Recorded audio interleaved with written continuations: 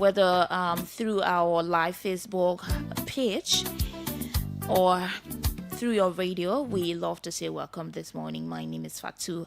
As I said, we're going to take a very short break and take commercials and be right back.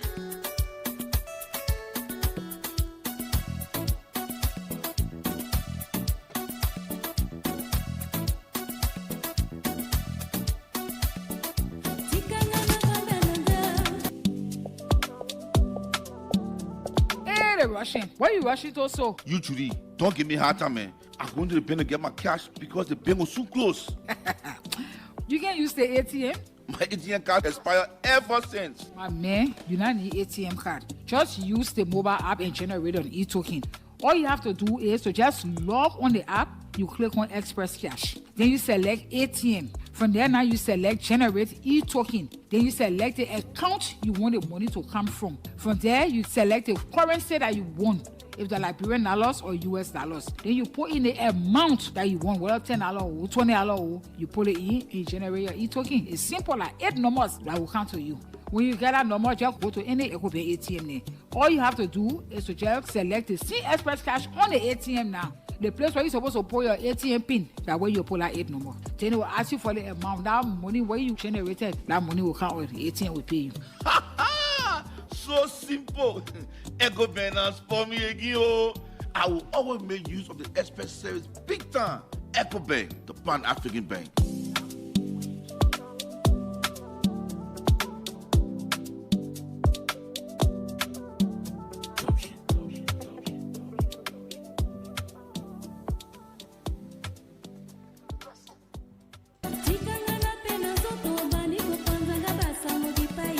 So that's it. We want to say welcome back. Let's take a look at some of those following us this morning on the show.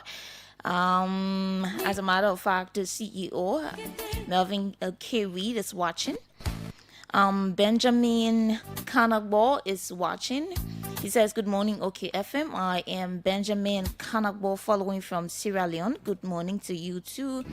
Ezekiel Dologbe says he's watching from District 11. Vani Kiari says, good morning, OK FM. I'm following from Kakata. Thank you for following us this morning. Jacob Moa Kwaye says, good morning, OK FM 99.5 and OK TV. And a pleasant good morning to your listening audience. I'm following from the headquarters of the Innovative Youth Alliance in Door Community. Thank you so much for following and we appreciate you. Morton B. Pioneer says, he's watching from Harper City, Maryland County. Good morning to the people of Liberia and the world. He says, Young Ford Doer says, good morning, Fatu. I'm following from Benson Street and thanks for the show. Thank you too for following. Jeremiah S. Wiagba says, good morning, OK FM. He's watching from LPRC Boss. Thank you too for following this morning. Daniel Tente says he's following. He says, good morning, Fatu and Olive. He's following from his Tinker Village residence. Jacob Moa Kwaye. Okay, we've taken that. He says he's following. Prince Robert says he's following. Mohammed F. Jabate says good morning, Fatu, and good morning to the peace-loving people of Kwado Boni, District 4, Lofa County. He says he's following. Vafali B. Collar says, good morning, Fatu and Olive. I'm closely following the OK Morning Watch from my UN Draft residents, respectively. Jeremiah S. Wiagba says he's following. We've taken that. Fred Kotu says, good morning. He says he's following from Capitol Hill, Budget Bureau. Leo Dolo says, good morning, Olive and Fatu. I'm following from Logan Town. Kotima Moba is following. He says, good morning, OKFM family. I'm following you from Broville, VOA.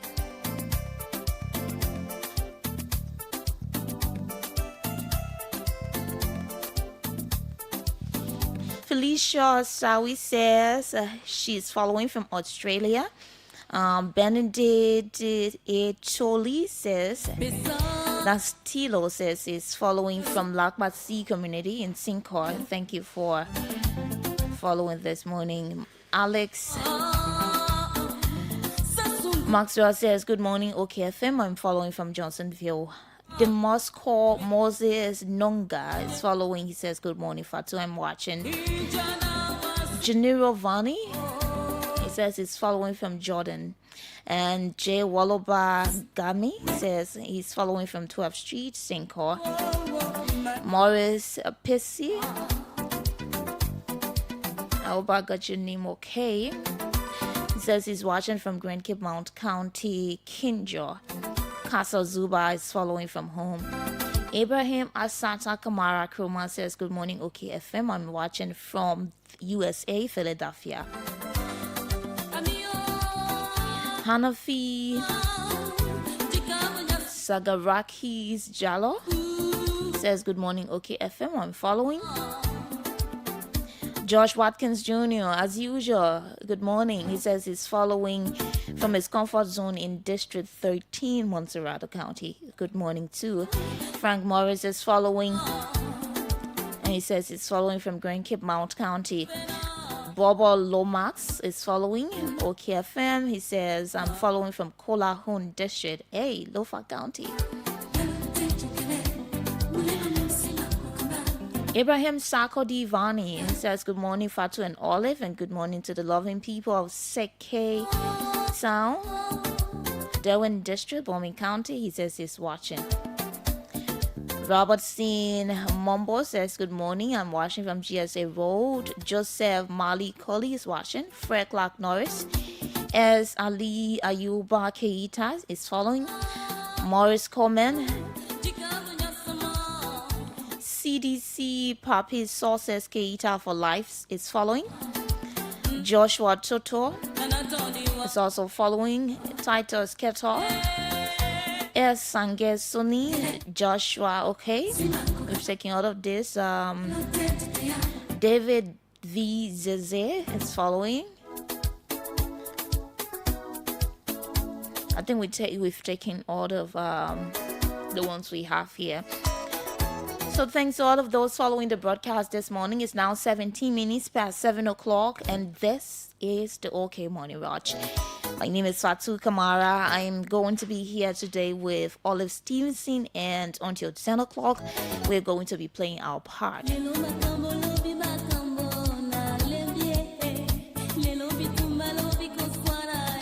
So we go for this very short break. When we come back, we look at some of the things happening around the world.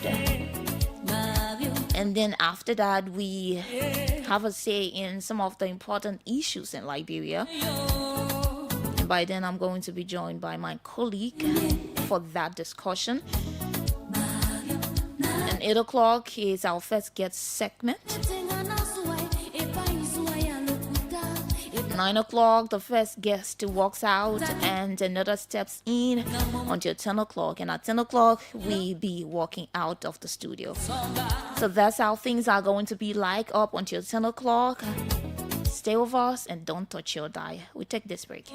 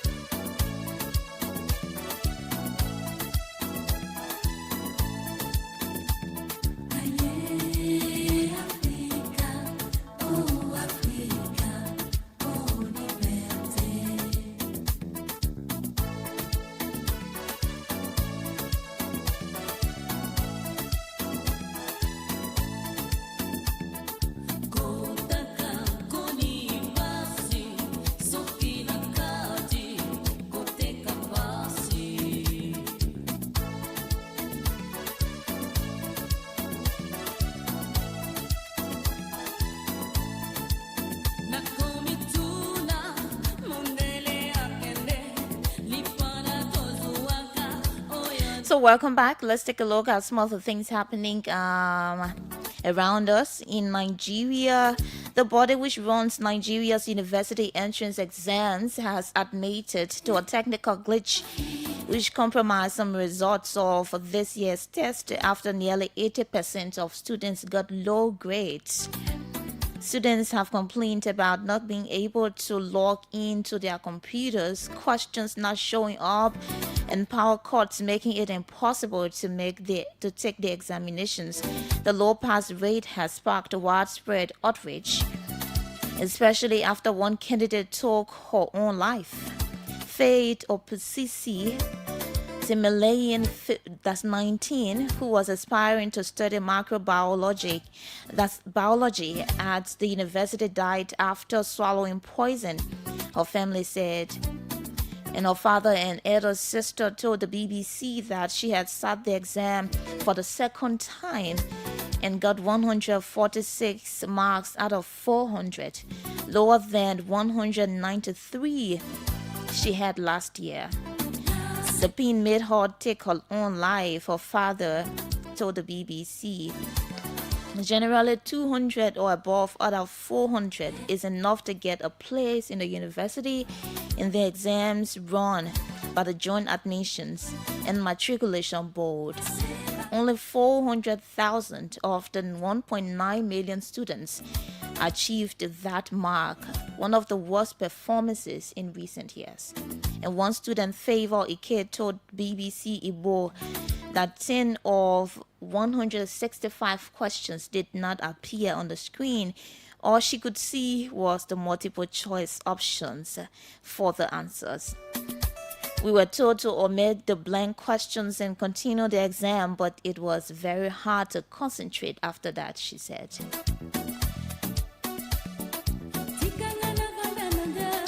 The problem with education is not just Liberia alone. And also last week, 46-year-old Cha Klinos was living on his family farm in South Africa with a scenic beauty, wildlife, and deep canyons. It's known as a place where the sun rises. His new home for now is a budget hotel near an American highway. He and dozens of other white South Africans were moved to the U.S. under President Donald Trump's controversial policy to protect them from discrimination. He alleges they are facing an accusation that South Africa rejects. Mr. Klinos defends the U.S. president, telling the BBC he left his homeland after receiving death threats in WhatsApp messages. I had to leave a 5-bedroom house, which I will lose now, Mr. Klinos told the BBC, adding that he also left behind his car, his dogs, and even his mother. I did not come here for fun, he adds. The contrast in homes could not be more stark, but for Mr. Klinos, his situation in Buffalo, that's New York, is already a better one.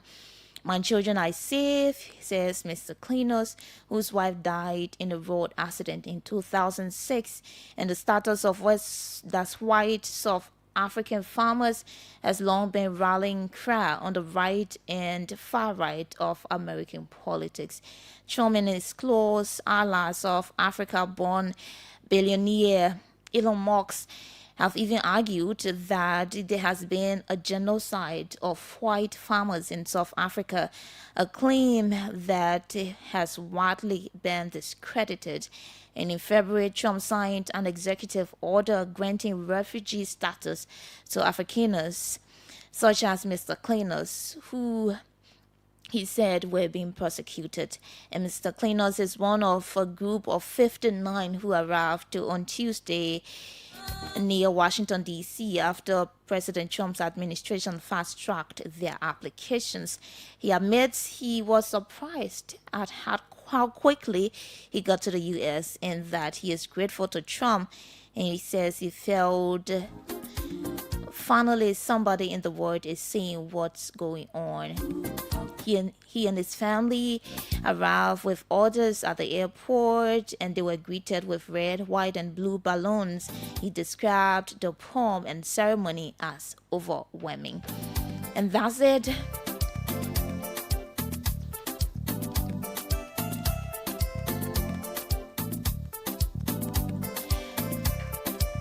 So we take this break, a very short break, and we come back. We talk about something important, something happening in Liberia. Let's take this break and be right back.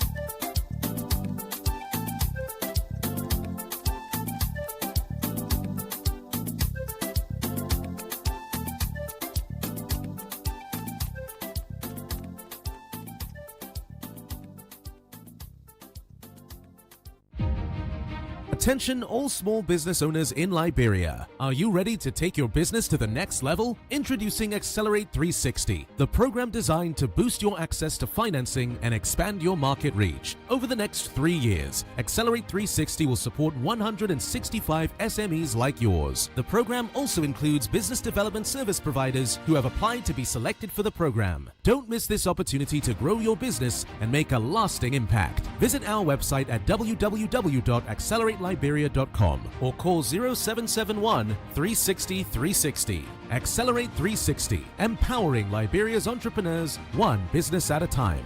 Accelerate 360 is sponsored by the Government of Liberia through the Ministry of Commerce and Industry and the World Bank under the LIFT project.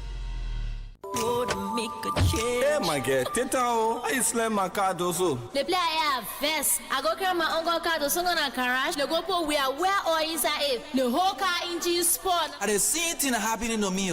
I go buy one recycle or I put in my keke. Says them my keke just smoking jara mandingo koba. So my people, you're not here about Sunoko American oil. They have oil for everything. Whether that pen, Tesla, Toncho, Caterpillar, motorbike, Jeep, keke. Their products include Sunoko Auto Transmission Fluid. They have Global and they also have CVT. Sunoko Engine Oil Ultra Synthetic Blend 5W30 and 20. Sunoko 15W40 and C50 monograde for both gasoline and diesel. Sunoko 0W20 full synthetic engine oil. And our engine oil can even clean your engine set. Their oil can take you for 3 months, 4 months, and 12 months. They have long-lasting auto-light spark plugs. That one can take you up to 3 years, no wahala. They have now opened a sophisticated garage with well-trained mechanics for diagnostic testing and for electronic fault correction. They do all types of vehicle servicing. You want to change your oil, spare your car, weather your car, you want to fix the air condition. So where is this place located here? River Street, AB Turbo Road. For order, contact Marketers Inc. 0880-535-508 or 0777-677-633. Make your engine happy. Use Sunoko oil. You got to make the change.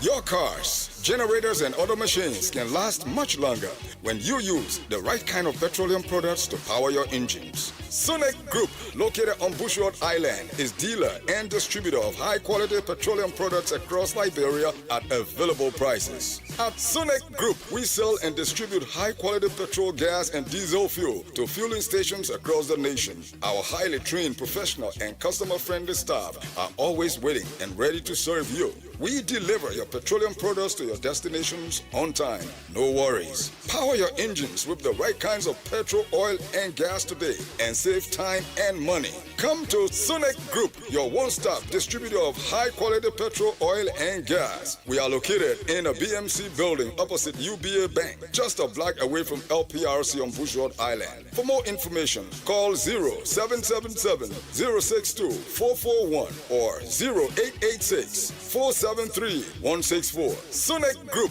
spinning the wheels of oil and gas in Africa.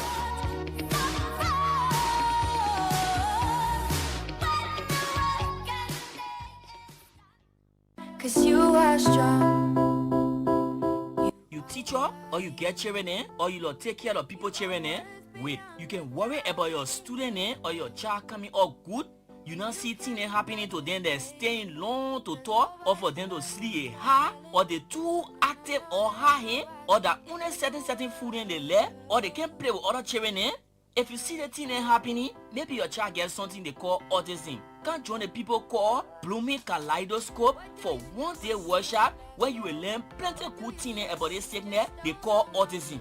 They did that Saturday, April 5th, 2025 from 10 in the morning to 2 in the afternoon. And the place they will be doing it like Empowerment Square, Liberia, West South Pinsville Town Hall. When you come to the workshop, you will know everything about autism, you will know how to help your child, and you will also meet other parents and other people that can take care of other people's children. If you want to know other things about the autism workshop, you can call 0888-760-7130. Let me call it again, 0888-760-7130. But no, there's nobody in the world like you. Partnership, you open you. Abigail partnership, you open you.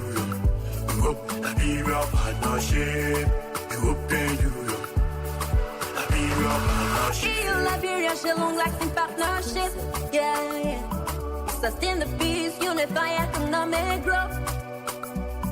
It's a give and take situation. We cooperate for job creation. Yeah.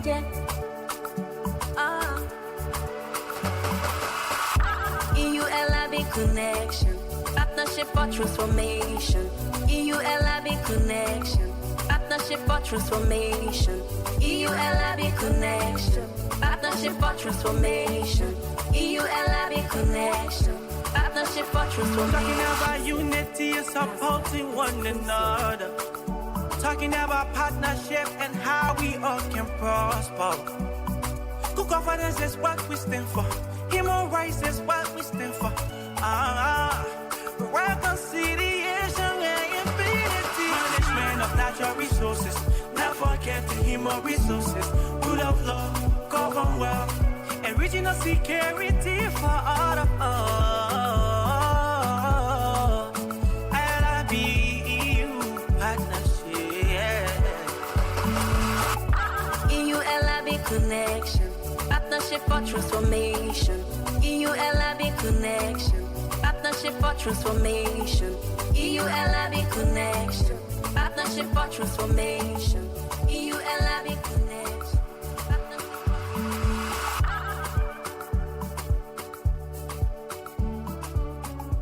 Pay attention, all of us that can use the road. If you're driving or using motorbike or even keke, if they're in a city or even on a highway, it's very important to know the rules of driving, the simple rules that can keep all of us safe. You must always wear your seatbelt. But rather, you and the person behind you must always wear your helmet. And rather, don't forget your reflective jacket. Speeding is general good because your life and that of the loved one may be inside too. Don't speed even if you're in a city or on a highway. Don't drink or take in any substance before driving. So if you drink alcohol, don't drive. Or if that you driving, don't drink. Don't overload the car. It can lead to serious accident. Look for the red light and stop sign. Don't be close behind the other car on the road. Always stay far behind the car in front of you. It will give you more time to know what to do. If a car in front of you just stop jelly down, always show the signal sign so the other driver then can know what you want to do. No texting, no calling, no setting the radio while driving. Keep your eyes on the road and your hands on the wheel. All the thing here will look simple, but it can change in no time when you're not paying attention. Drive safe, be focused, and respect the rules of the road. This message is brought to you by the Ministry of Transport with funding from the National Road Fund of Liberia. Thanks for watching. You pay attention. So we want to say welcome back to the OK Morning Rush this morning. After that break, after our commercial break, we want to say welcome back and thanks for rejoining. So on May 12th, the government of Liberia and partners signed an agreement for so May 12th, the Minister of Finance made a disclosure on Prime FM that the government of Liberia have signed an agreement with a donor partner to build 100 schools across the country. And this is the story. Let me just read the story. So the government vows to build at least 100 schools across Liberia. Beginning this September, Finance Minister Augustine Gaffwan says it is strictly donor funded. The government of Liberia says it will begin the construction of 100 schools in Liberia beginning September. The initiative, according to the government, is a donor-funded project for a 5-year period. It will be supervised by the Ministry of Education. Making the disclosure recently on Prime FM, Finance Minister Augustine Gaffwan said all preparations have been finalized for the start of the project. So, this story drew my attention, right? Is applaudable. It's something that's a good thing that the government is thinking about building schools across Liberia. Our people deserve to go to school. Education is, like we say, always is the foundation of every nation. The people. If you have educated people, this issue about jobs, people can be self-employed. They can think about doing something different, think about doing things for themselves, be business people. When someone is educated, the advantages are remaining, the government does not have to come and put food on your table before you think about putting food on your table. You think about ways to do things for yourself. So it's applaudable that the government is thinking about building schools across Liberia. And at that level, 100 schools is something that we all applaud the government for. So when that statement was made by the finance minister, I thought, this is good. But now, here's the problem. You're thinking about building schools. There are hundreds of schools across Liberia, especially in rural Liberia. They are just existing. Students do not even go to school. They don't even go there. Why? Because there are no chairs. There's no teacher. There's literally nothing to go and do there, because the building is just standing. The thing is, why not equip those schools? We agree this is a donor-funded project, and maybe you will not tell the donor, do this instead, if this is what they want to do in your country. But is it possible?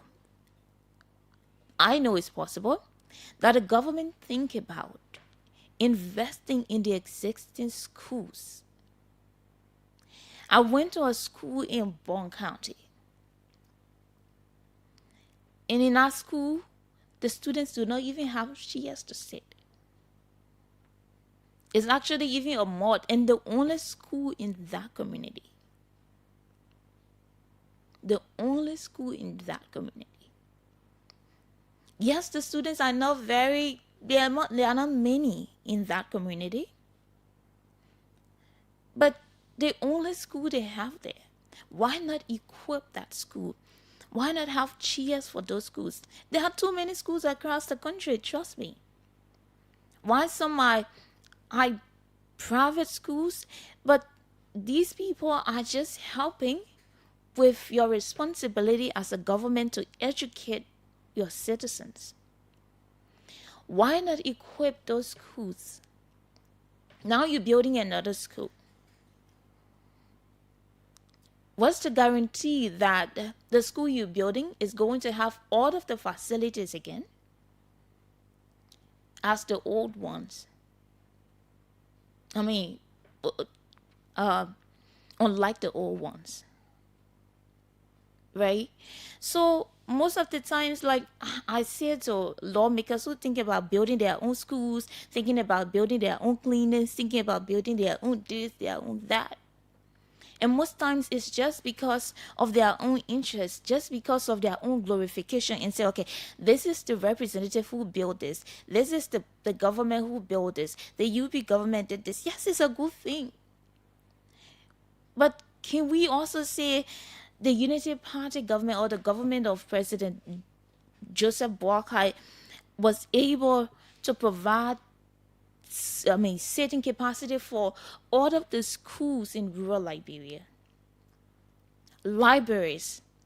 Even there are schools with no teachers. So you find one teacher teaching from ABC all the way up to 3rd grade, up to 6th grade. I decided to do one report, and I went right here to rural Montserrado County in Todi district, where there's this school with only 3 teachers, and it's an elementary school. Only 3 teachers. And the students even, they sit on benches, not even desks. Least to talk of armchairs. Right? They sit on benches. Some of them carry their own benches. If you don't carry your bench that day, you'll have to sit on the floor. And even look at the floor. It's so bad off. Our students or our children are learning in horrible conditions. And you want to build schools? So what about the ones that are there? What about the ones that are there? So, okay, let's agree you want to build the schools and you intending to equip the schools. So what about those who have been trying to educate the children, to educate the people in those communities? So you're going to break them down? Because they are also your citizens. And they have the right to make a living. Right? They have the right to make a living. Will you break them down? It's important to have schools. I'm not disputing that fact, right? It's important that we build schools across Liberia. But there are schools. Are there not schools? There are schools. You go, you'll find schools around. Right? You will find the schools. But enter there. And sometimes even the school building, it's so bad off. It's deplorable. There are no seats, no chairs. There are no teachers. So the new schools you're building, you bring in new teachers? Right? I think we need to strategize. We need to think about how do we equip the existing schools? How do we make them better? How do we do that? Instead of building thousands of schools. Instead of building thousands of schools, you can have hundreds of schools. Once they are not equipped, it's a problem. There is still a problem. So you hear every day and every night our correspondents report of how students are learning in horrible conditions. The schools are there. Sometimes they don't even have teachers to go to the different classes they have. They go to school, they'll have to come back. Sometimes the teachers are protesting. They don't have salaries. They are not being paid for the little they do. Or you have one teacher teaching 3, 4, 5, 6 different classes. They're overworking. How do we help these people to make the existing ones better? Are there plans to do that? And I think that should be one of the plans right now. So that our children do not go to school and they cannot even find a place to sit. In as much as there's poverty around, people cannot afford to sometimes even send their children to school. But it's important that those who can afford to go to school at least have access to better facilities, better sitting capacities. Instruction is, on time. Everything is okay there. Instead of going to court or to close, maybe somebody eating more or close somebody's school and build another school, and then you depriving that person of making a living. It's important that we build schools, but what about the ones that are existing? Are there not schools? That's the question. There are schools around the country, and we applaud you for thinking about schools because it's important. It's a good thing to think about building schools. But I think it's important that we try to equip the ones already existing, because there are many existing schools that are very deplorable. And the students are going to those schools and they are learning. They've been learning there. But how well do you expect the students to... The problem of education in Liberia starts from the foundation. It starts from the foundation, from ABC, K1, K2, preschool. It starts from way down there. And when the students do not get the record set, knowledge they're supposed to get, because of some of these challenges they're facing, do you expect them to have high IQ? Do you expect them to be the smart type? Do you expect them to meet with the expectation and be on par with our neighbors? Because it's hard. Yes, there are problems around. Like I was reading from Nigeria about, problems with examinations being administered, maybe the time, and it caused a lot of students to fail. So many things happening around. But let's look at the foundation of our educational system.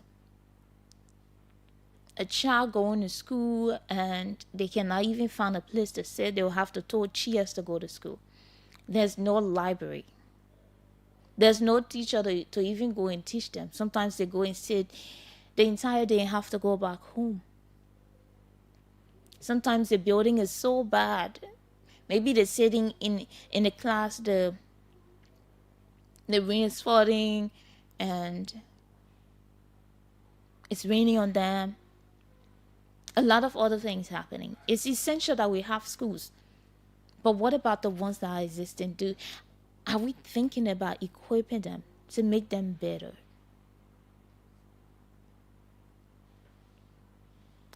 So that's it. My colleague, Olive Stevenson, will soon join me. But we will just open the phone lines and talk about, what do you think about equipping the existing schools and building new ones. It's essential that we build new ones. There are places where we really need to have schools. It's a good thing. But is it also a good thing that we try to equip the ones that are existing? Put more focus there. Talk to donor partners about equipping the schools we have already. Is this something that we can do? And of course, I think we can do it. We can do it. So we have roughly 11 minutes to 8 o'clock. We just opened the phone lines, and you have your say in the discussion about this issue of, building new schools across the country. It's important, like I said, but what about the existing schools? Do we equip them? Or do we just leave them standing and build additional ones? Let's have our first caller here. Caller, good morning. Good morning, Fatu. Good morning. Let's hear you. D'Souza on this line from the community, Joe D'Souza. Okay. So, Fatu, thank you for the talking point. I think you made my day this morning. You start my day on a very good footing. Okay. So that has been our argument from the day that we hear that the government, they are about to build 100 schools. That has been our argument. Why can't we equip those schools that are inexistent, put more armchairs in the school that are inexistent, build more libraries, and find more teachers, employ more teachers for the existing schools? I don't know whether there were feasibility or research studies or done before they came up with that proposal to their partners. So I think the government have to rethink to how they call build or more libraries instead of building more schools or to equip those existing schools. So thank you for the opportunity provided, Fatu. Thank you so much. Good morning. Good morning, you're live. Yeah, good morning. Yeah, let's hear you. Okay, so this is Gray. This is Gray Svensson, and I call you from Monrovia. Yeah, all right. So relative to building schools versus equipping schools, it was just yesterday when I was listening to the radio. This entire district in the Bon County area of Liberia, was complaining that the entire district does not have a school. Okay. And that they have to cross river for their kids to go to school and put it to government for government to build schools in the district. Okay. What say you? Okay. So I'm not saying it's a bad thing to build schools, but are we also thinking about equipping those schools? Are we writing to our partners so that we can equip the existing schools that are there? So did I say it's a bad thing to build the schools? Did you listen to me well? Partners sometimes have a mindset. They come with their money and come with what they want to do with their money. What are you doing doing? So if you will say you don't want them to do what you want to do with your money, then they take your money back. So I'm not saying. What I'm saying is, are we thinking about that? Is it something that we should be doing? Right? What you can say is government money should equip school, but you can't say partners money that they will have a mindset that they want to do what they want to do. But you can talk to your partners. You can talk to your partners and tell them this is a priority area. And do what you want to do with their money. You can talk to your partners and say this is a priority area. This is an important thing we want to do. It's not about, my problem is not with the building of schools. Like I said, I applaud the government for thinking about building schools, talking with partners to build schools around the country. It's important, like I said. But what about the schools that are existing? There are places where there are schools. There are places where there are schools, right? That is a conversation for another day. No, it's not for another day. Today is today. We're talking about it today. Yeah, but you can't stop the partners from using your money for what they want to use. I'm not stopping the partners. So, but what are you saying? You said what you saying. I'm sorry. I think I'll have to let you go because I cannot. Hello, caller. Equipping school. Now, what you saying? You said. Hello. Your line is really low. You're very low, my brother. No, I'm not still getting you. You're very low this morning. You're very low. You have to just shake up and call back. Hello? Hello? So we can now continue with you. Hello, caller? Hello, Fatu Kamara. Yeah, good morning. Let's hear you. Thank you. The news is about and political slaughter and 2:40 this morning for the Congress City in Congress this morning. Okay. I think let me appreciate you for the topic of discussion. You know, I think the government is politically and socially lost. Because you have look at me. You have to be saver when you call. Let's take it easy. I'm very serious. So the government is politically lost. Okay. I'm being serious here. Okay. So before you do things, you must first have done your assessment around the country to know which country is challenged as a related to schools and what are the challenges and other things before you come off. Do not impress people because you promised me and now 1 year plus that you are failing your promises and you want to impress the people. You know how many schools, even in our central Monrovia, you know how many students are challenged. Go look at the dilapidated buildings around the place. Students, even in local country, it's hard to reach this area. People are sitting on the ground. Our students are sitting on black dogs. And the government noticing, and they cannot do anything. You want to bring schools around the country. What students are protesting because teachers are not in school. They're not going to school because of so incentives and benefits. What those people are going to recruit? And then Fatu, you said it right. You said it right. The government needs to do assessment. You do not impress the people. Do not impress them. We have to be sincere. Who told you about a challenge of schools? Who told you a challenge of schools? We are challenge of basic social services and necessity in school. Equipment, like a test post. Look at our students going to take what? Even today, what are not able to provide a calculator and tell the calculator the students are buying the calculators or over the stage. And then you come in. Okay, my colleague Olive Stevenson is here. Olive, it's good again that we're back together. Good morning. Yes, definitely. I sat and listened, and I followed you, all through the conversation. So, what I think they're missing up here is the fact that you raised the point that the schools should be equipped to have the children learn adequately, and it's also good to have buildings, because I tell you for a fact, somewhere in Keba, but not to where I stay, the public school there was very bad. The children suffer right in Monserrato. They suffer a lot. So building also means a lot. So maybe they're contradicting themselves, because if you build, you also give the children a very good space to learn. When you have good building over your head, how can a child, bring up all of the potentials in a building where no window, they're sitting on the ground and all of these things. But if the building is there and it's equipped, that's a good thing.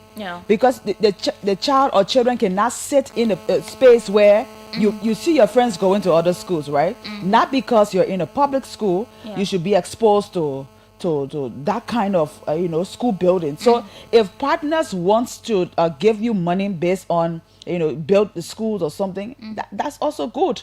But it's also good, like your point, to equip the ones that we have. But the ones that we don't have in a particular area, we can also put our mind to it and make it better for the children. Not because you're a public school student. In other school, public schools are very equipped. People send their children to public school. Of course. We can do private school thing, So if the public schools are up to date, the children will be encouraged, and all of these things. Teachers, I listened to you talk about one school you did report for, or 3 teachers. Yes.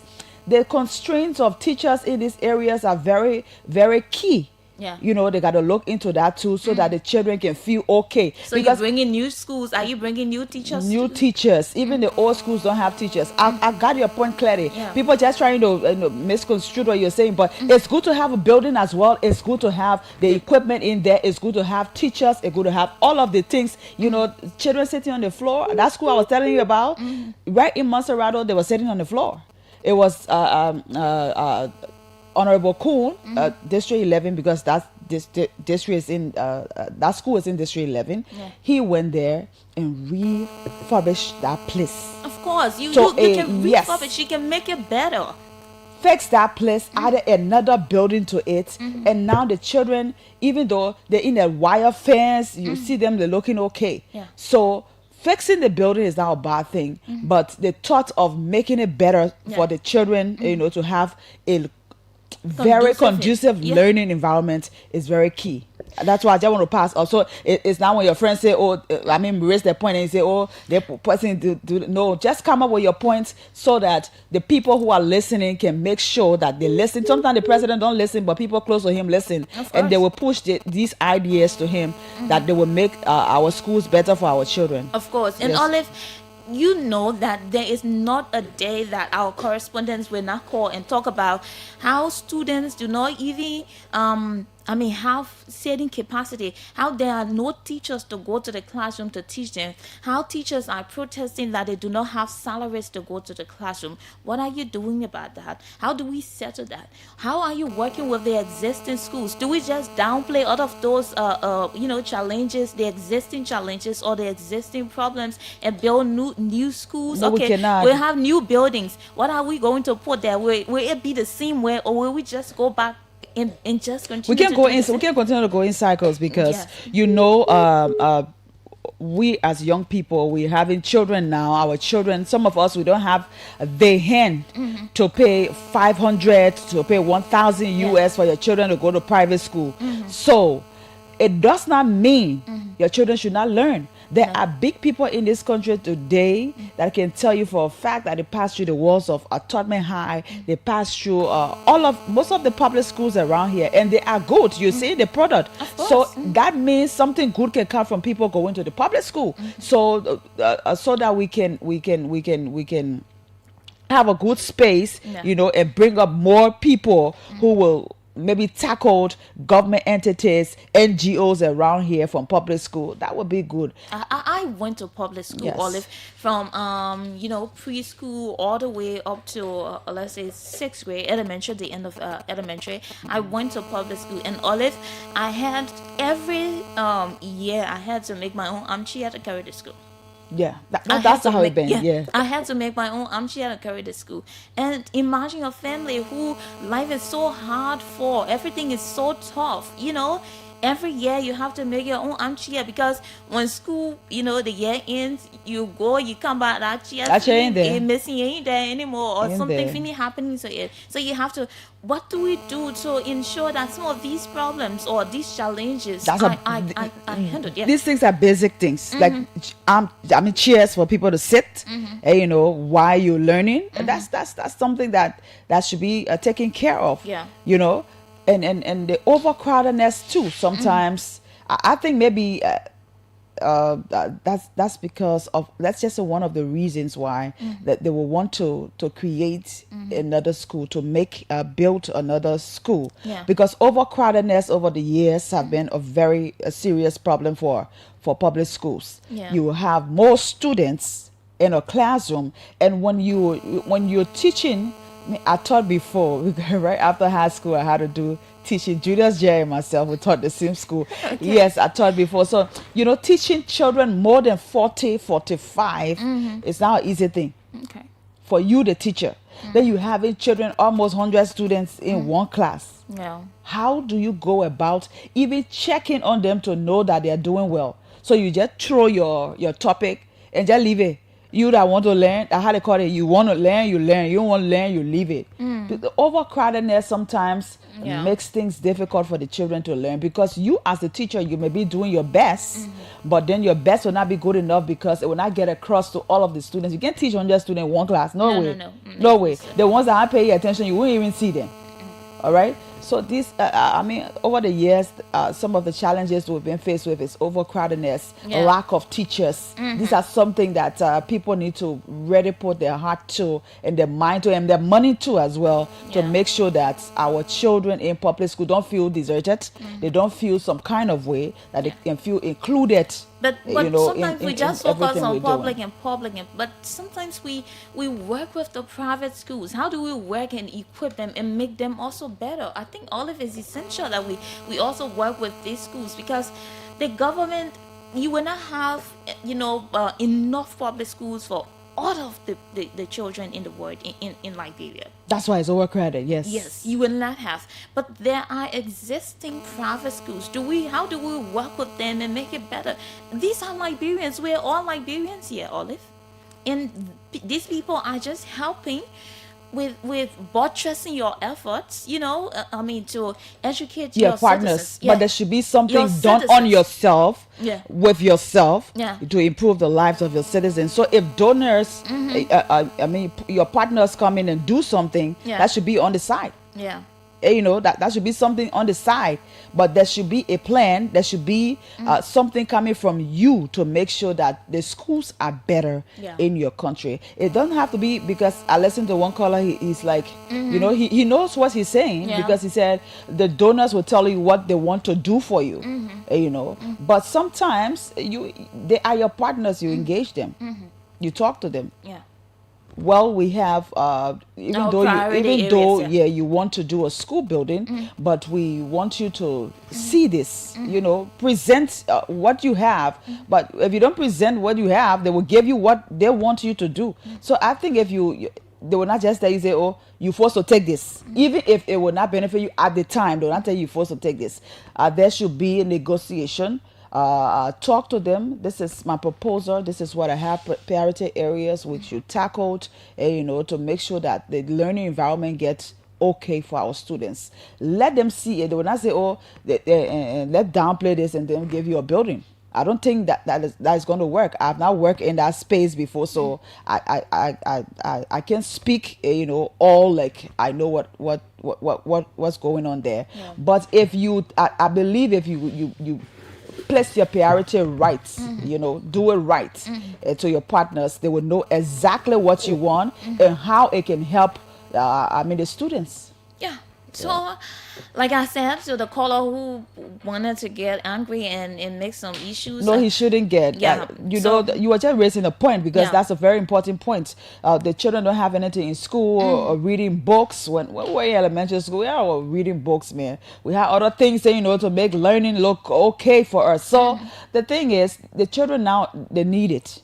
The children lacking all of these things. Things that we had before, they don't have it. Things that other people had before us, we didn't have it. No. But at least we were able to learn under an environment that today we're proud of ourselves. Even when nobody proud of you, be proud of yourself. So we also want the children coming after us to be proud of themselves, to be confident. Sometimes these things bring lack of confidence. Some children go to that school, they'll come up and they can't even, stand before people to say anything, because the class is very packed. The teacher sometimes, the teachers can't even come to teach sometimes. You don't even find the teachers. My problem no, if you don't find it, some teachers still remains voluntary. That's the problem. Yes, some of them they are not.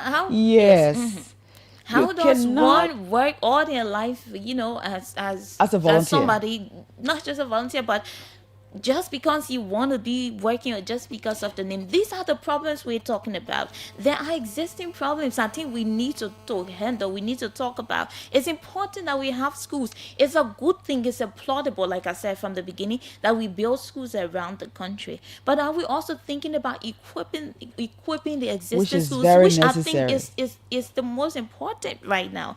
Because you have the existing schools, but you do not have the teachers. You do not even have the facilities there. There are schools that the buildings are okay. But you do not have the teachers to go there. You do not have the chairs within the building. I went to Margibi County, and there's a school building there. The building is okay. All of you see the building is, I think that building was done by the former senator of Margibi County, when I went there to do a story in Margibi County, Lower Margibi County. All of you see the building is standing, and the building is, a very good building. Is it in operation? Very good. But there's no chair. Oh. You don't find a single chair there. How do they How do the operate? children go to school? There's no teacher So to go is there the and school teach. in operation? That's what I'm asking. Nothing. Wow. Nothing is happening. So the children do not go to school there. Right?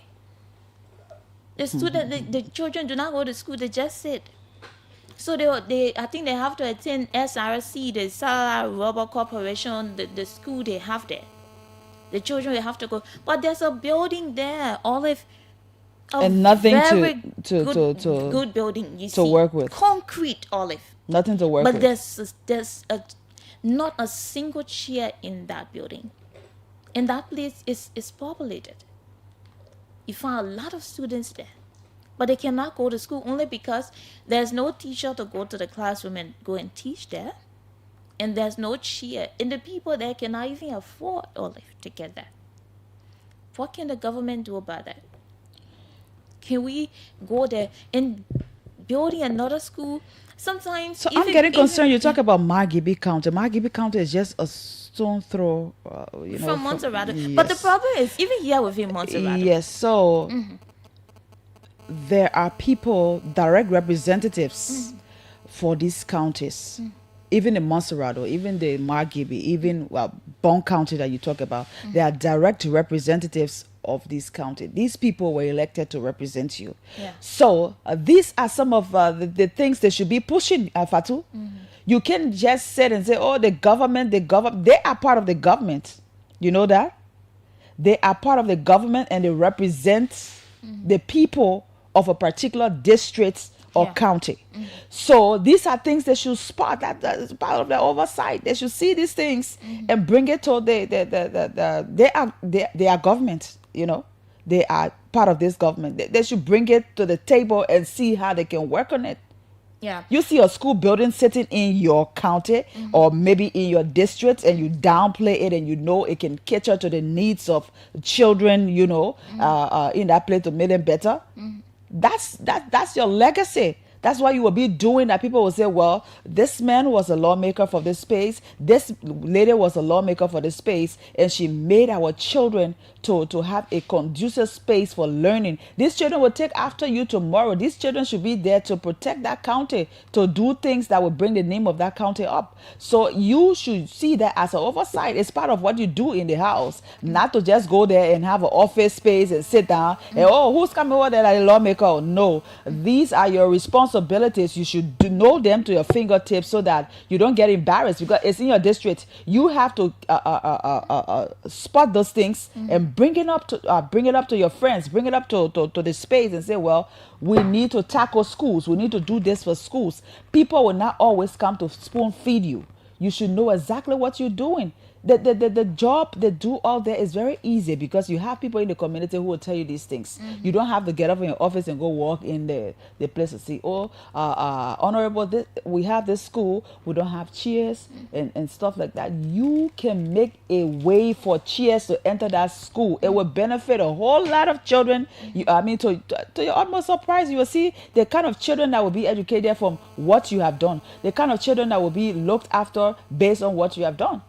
So I'm saying, Fatu, they are part of the government. They should know exactly what they are doing. So we don't just leave it to the Ministry of Education. We don't just leave it to donors and all of these things. People should know their job. They should know why they were elected. They should know exactly. Sometimes they will say, oh, we're not supposed to take care of social projects. But in your mind, people stood on the line and voted for you. They have children, They have children. They don't have the resources like you.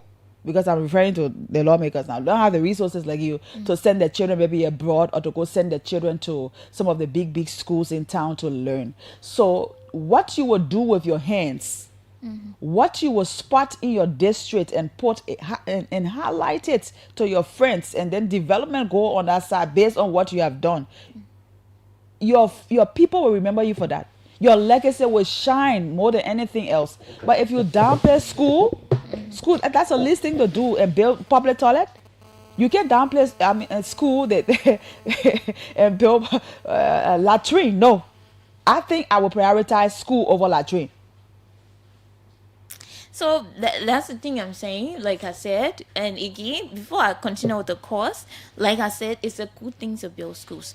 But you're going to have the schools. Are we just going to continue with the same thing? No chairs in the schools and no teachers to teach the kids? Are we just going to continue with that? It's a good thing to have the schools. Before we Yeah? take the calls, you talk something. You said something about public school you were in.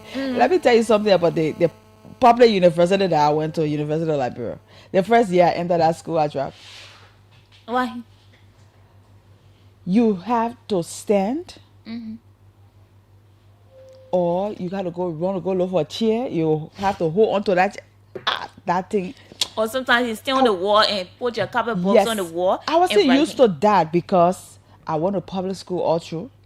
Not public school, private school. I went to J.J. Roberts. I went to Len Miller 1 year. Then I went to St. Peter's. So I don't know, that kind of struggle. So when I had in the school classes to be packed, sometimes you have to stand to the window to see what the teacher is doing.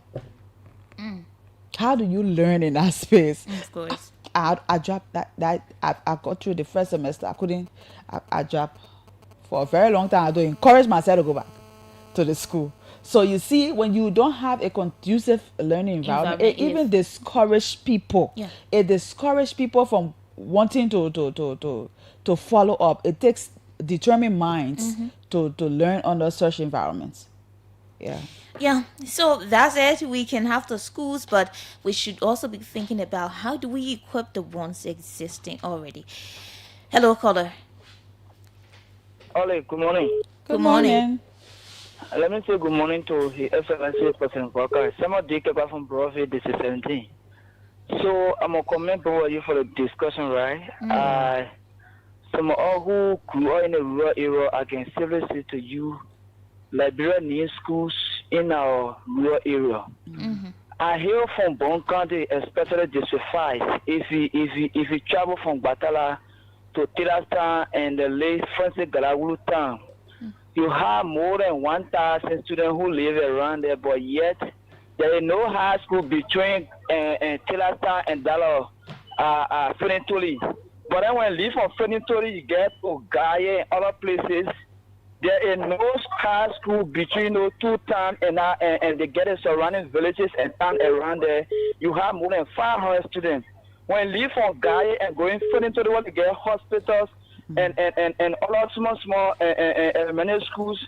There is no high school in between there. So it tells the government need high school in certain places. I mean, I listen to somebody arguing that we get existing structures that should be renovation and maintenance. Yes. But the issue is, I think the government of the day had done her assessment. There are places, they look at the population, they look at how distant students travel from the rural area, other places, there is need for school. So it also boils down to the DO and the CO, when it comes to that codification, because if you have the people around in the district and the county, teachers on payroll, they should not believe from public school, go to private school on the basis of this is a government thing.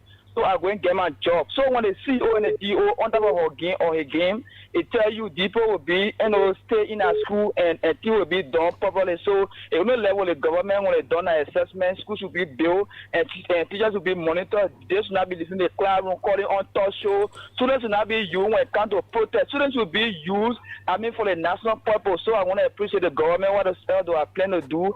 I know they have discussed with our partner. They know what they stand for. Thank you so much for the show. Okay, thank you. Good morning, caller.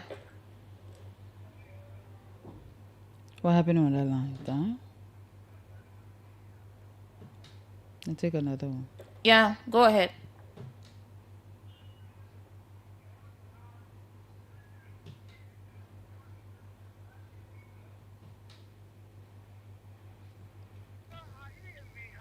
Come again? It's very low. Hello? Blessing, want to help us? Blessing? Yeah, it's okay. I'm getting it. Okay. That's why I'm saying, it is important for us to have schools, but let us have our schools that will be equipped. Let us have our schools that teachers will be there. But we shouldn't have just school, when the children go to school, nobody there to teach them, and the children just walk by around 9 o'clock, It is not correct like that. Let us equip all our schools Even down to our hospital, that everything be equipped. But we can have enough about 100 schools and no teachers.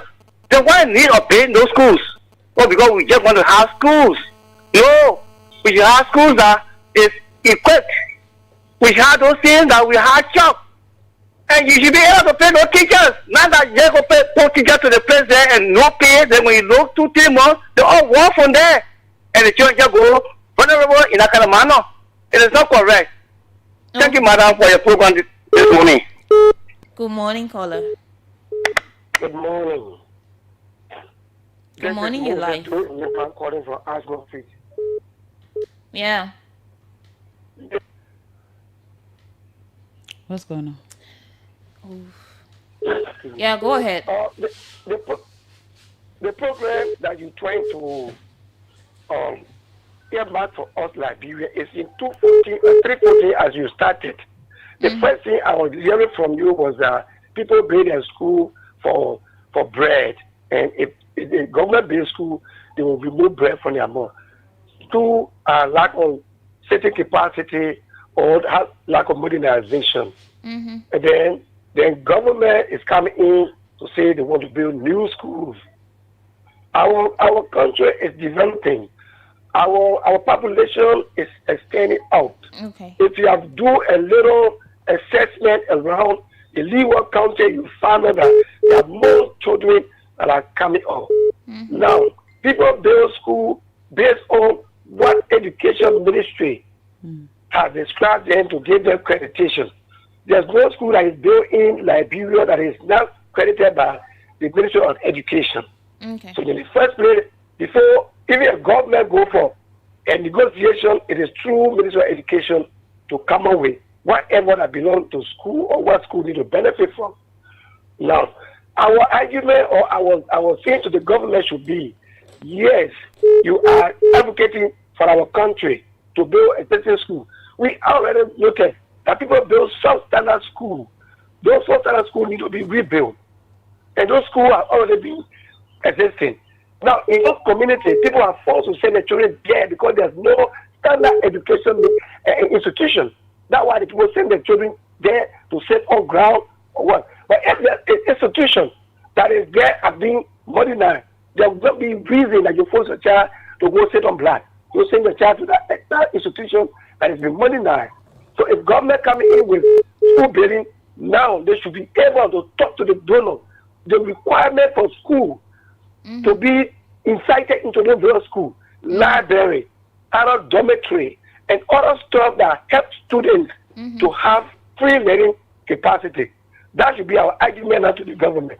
But to say, every school go and send here, there, send that. I mean, these are good things, but they want to modernize the school system. And we got to go. We are in very technology. So we got to go that route.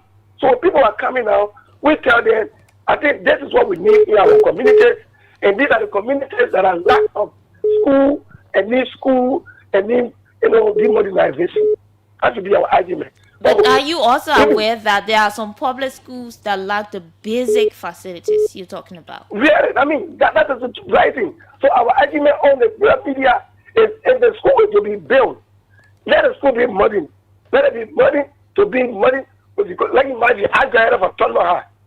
When I go to the French department or the French class, I have an equipment in my ear that change the French into English for me. So I could be able, when you say bonjour, it will tell me good morning. Just imagine at the time. So why is it now that our school will be dormant all over? We need to tell the government. Yes. But this is what we're telling the government. This is what we're telling the government. And I think people are trying to misconstrue the argument here. The problem is the schools are important, but what are we doing about the existing schools, right? This is the argument. What are we doing? Yes. How do we equip the existing schools, right? So my support to you there is that they are not coming to take bread for anybody more. But those schools should be modernized along with the school. If they don't know I'm trying to form these new schools, government now have the responsibility to Ministry of Education to do a complete assessment according to the record of schools that they are accredited. Because before you credit a school, you should get the criteria of what that school should look like. For elementary to junior to high school to whatever. You see, so that criteria should be set every so now we need to bring the government feet to fire. Those of all that in civil society, we should start to do our research now to see schools that are very, very, not to standard. It needs to be modernized. Okay, we've held you on the line for a very long time now. Let's take another caller. Thank you so much. Thank you so much. Thank you. Good morning. Fatu, good morning. Good morning. Let's hear you. Fatu, my name is Focus, and I'm here from the southeast, like yourself. I know you have not gone there for X number of years. I'm not even there. I'm not even there. I think my Olive. I don't know you. Oh, okay. I think my Olive. Olive, you know, yeah, I'm not going to Maryland, Grand Cruiser East for X number of years. But what I want to say... Olive is frown. Fatu, Olive, I want to say, your place sometime gave us the opportunity with the Southeastern Army. The more neglected part of the Republic is the Southeast. Wow. The more ostracized region of the Republic is the Southeast. The most affected area in the Republic is the South. So sometimes we are so much passionate about Southeast. You create avenue and call also to be expose some of these ills, some of these things to the central government. Look, after a constituent that have almost 6,000 with no high school. I'm getting a factor information very true. That absolutely got no high school. You have to walk about 10 hours distance before you see one high school. They support me. Even the junior how to get it, senior how to get it, and even up to standard. These things, until we bring them to the attention of central government, nothing will absolutely be done because leaders pretend that it is well, it is not well. So yes, indeed, I agree with the point that we need to build more schools, but I think Fatu point is more cardinals. We have existing school. What can we improve the existing school? What do we want to claim to ourselves that they were a baby Fatu, they were a baby? They need to want to improve. Make yourself like you're doing something extraordinary without any result. Come and say we cannot do the same thing over and over without result. So I want to say thank you for the topic, but again, it is important for our leaders, state actors to see reason, because education is the foundation of all of us today. Okay. And anything outside to that, it's going to hamper the nation. That is why you see Labrador is moving the way we are moving.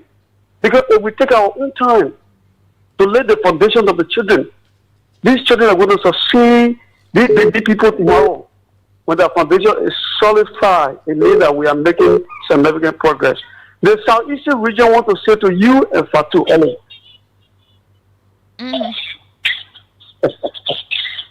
Why are you laughing? Hello? Okay. Let's take this. Good morning. Good morning, Olive. Good morning, Fatu. Good morning. Let's hear you. What's your name? Good morning to the peace-loving people of Liberia. My name is Abigail Kamara. I'm the chairman of the Rescue Media Brigade, and I phone in from Ghana's Way. Okay, Rescue. Let's hear you. Yeah, Fatu, I think you people are making a valid point, and the callers before me, I think they are also in line with you. It's just in different form. Yeah, I think your point is valid. You know, there are schools and there are facilities lacking in which contributing to the poor educational condition of our country. Yeah, so government also need to pay attention to that. But the fact that the government is saying she want to build more schools does not mean that they are going to abandon what you are talking about. Okay. For example, in addressing the issue of seating capacity in public schools, the government came up with one child, one chair policy. Today, on the implementation of that policy, we are seeing the government distributing chairs around schools.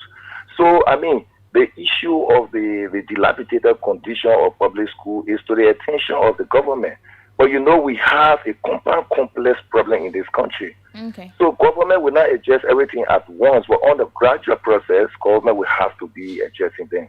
So the construction of new schools is important because our population is growing, and even with the current structures we have, there is congestion in the classroom.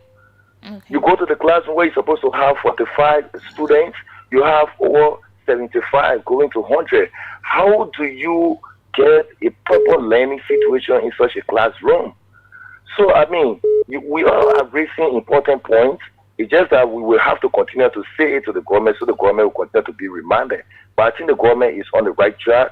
building more school, and at the same time paying attention to the current condition.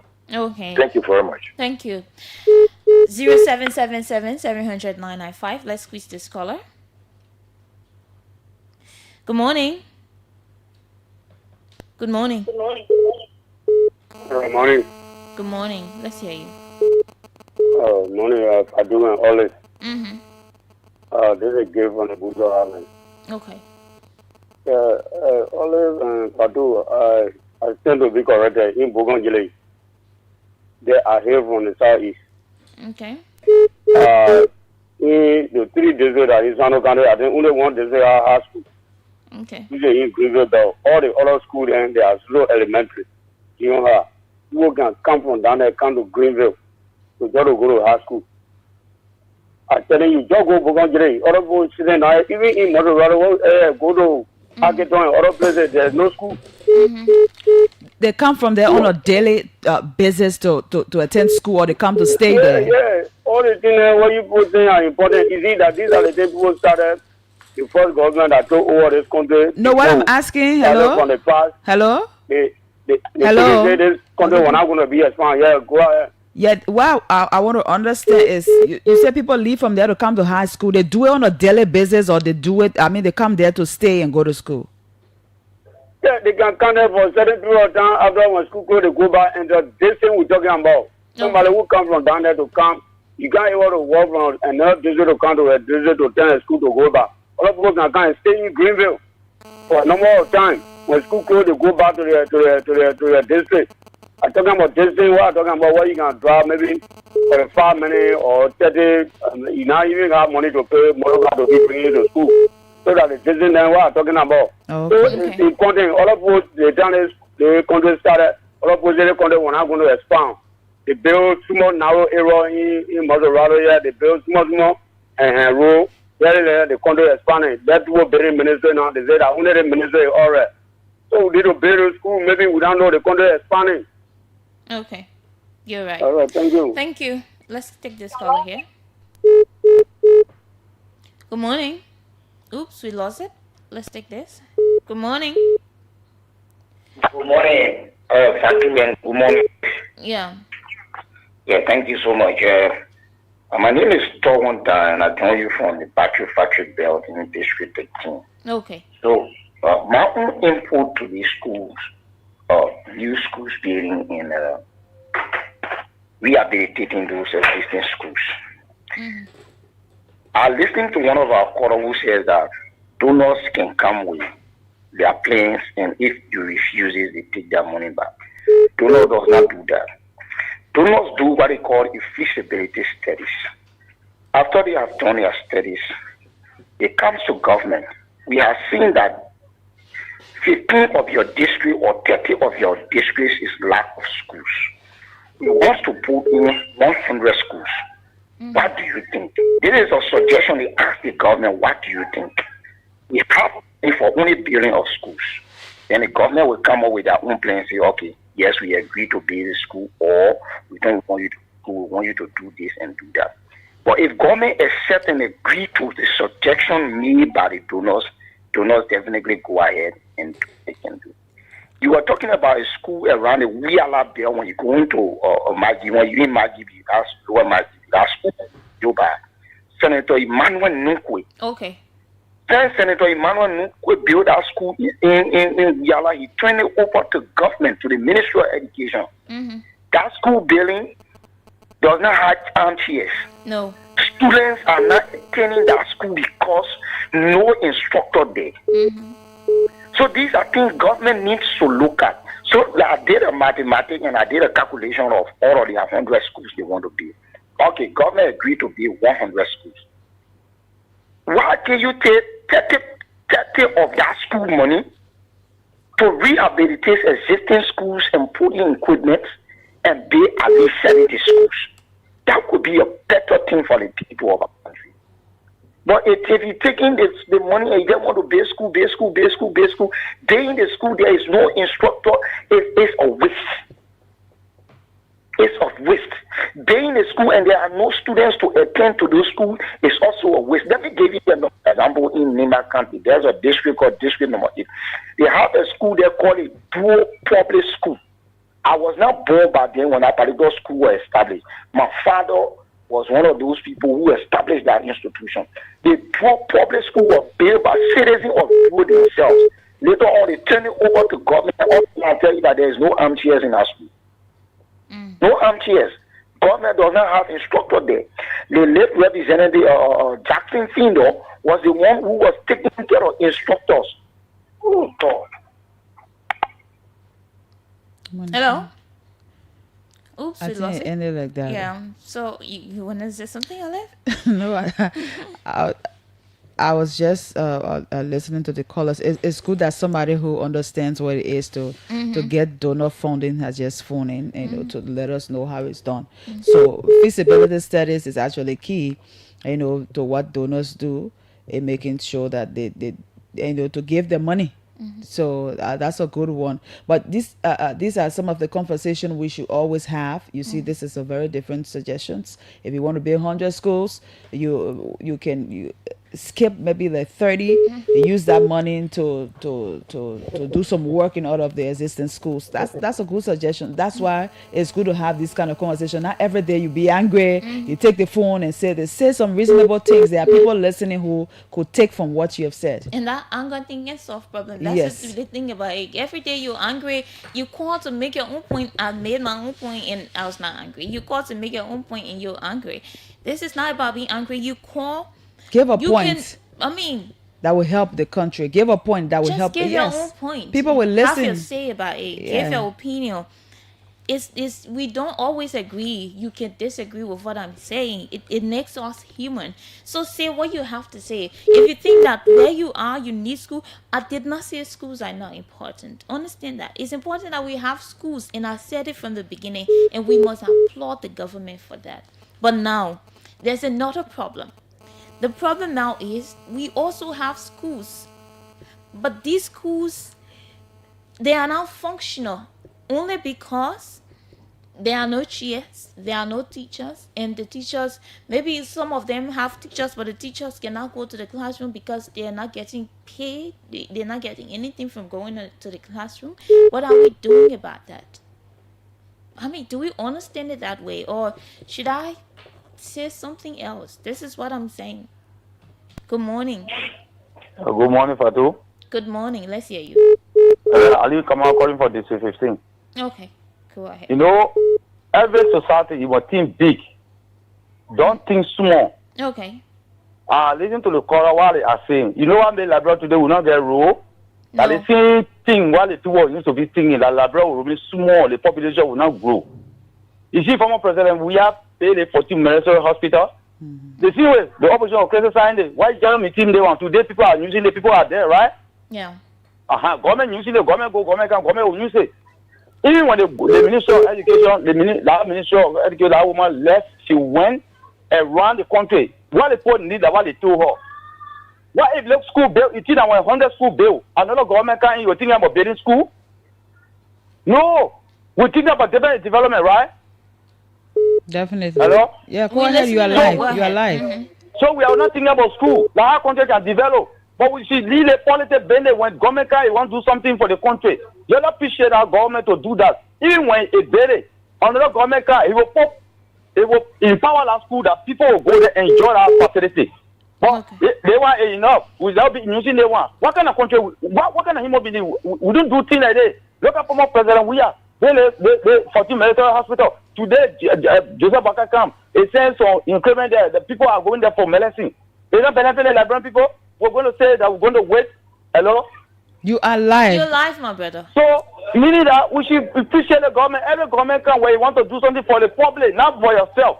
For the public, we should appreciate it so that tomorrow we'll be there. So we're not thinking about school. Thank you. I thank you for the topic on the discussion. Okay, thank you.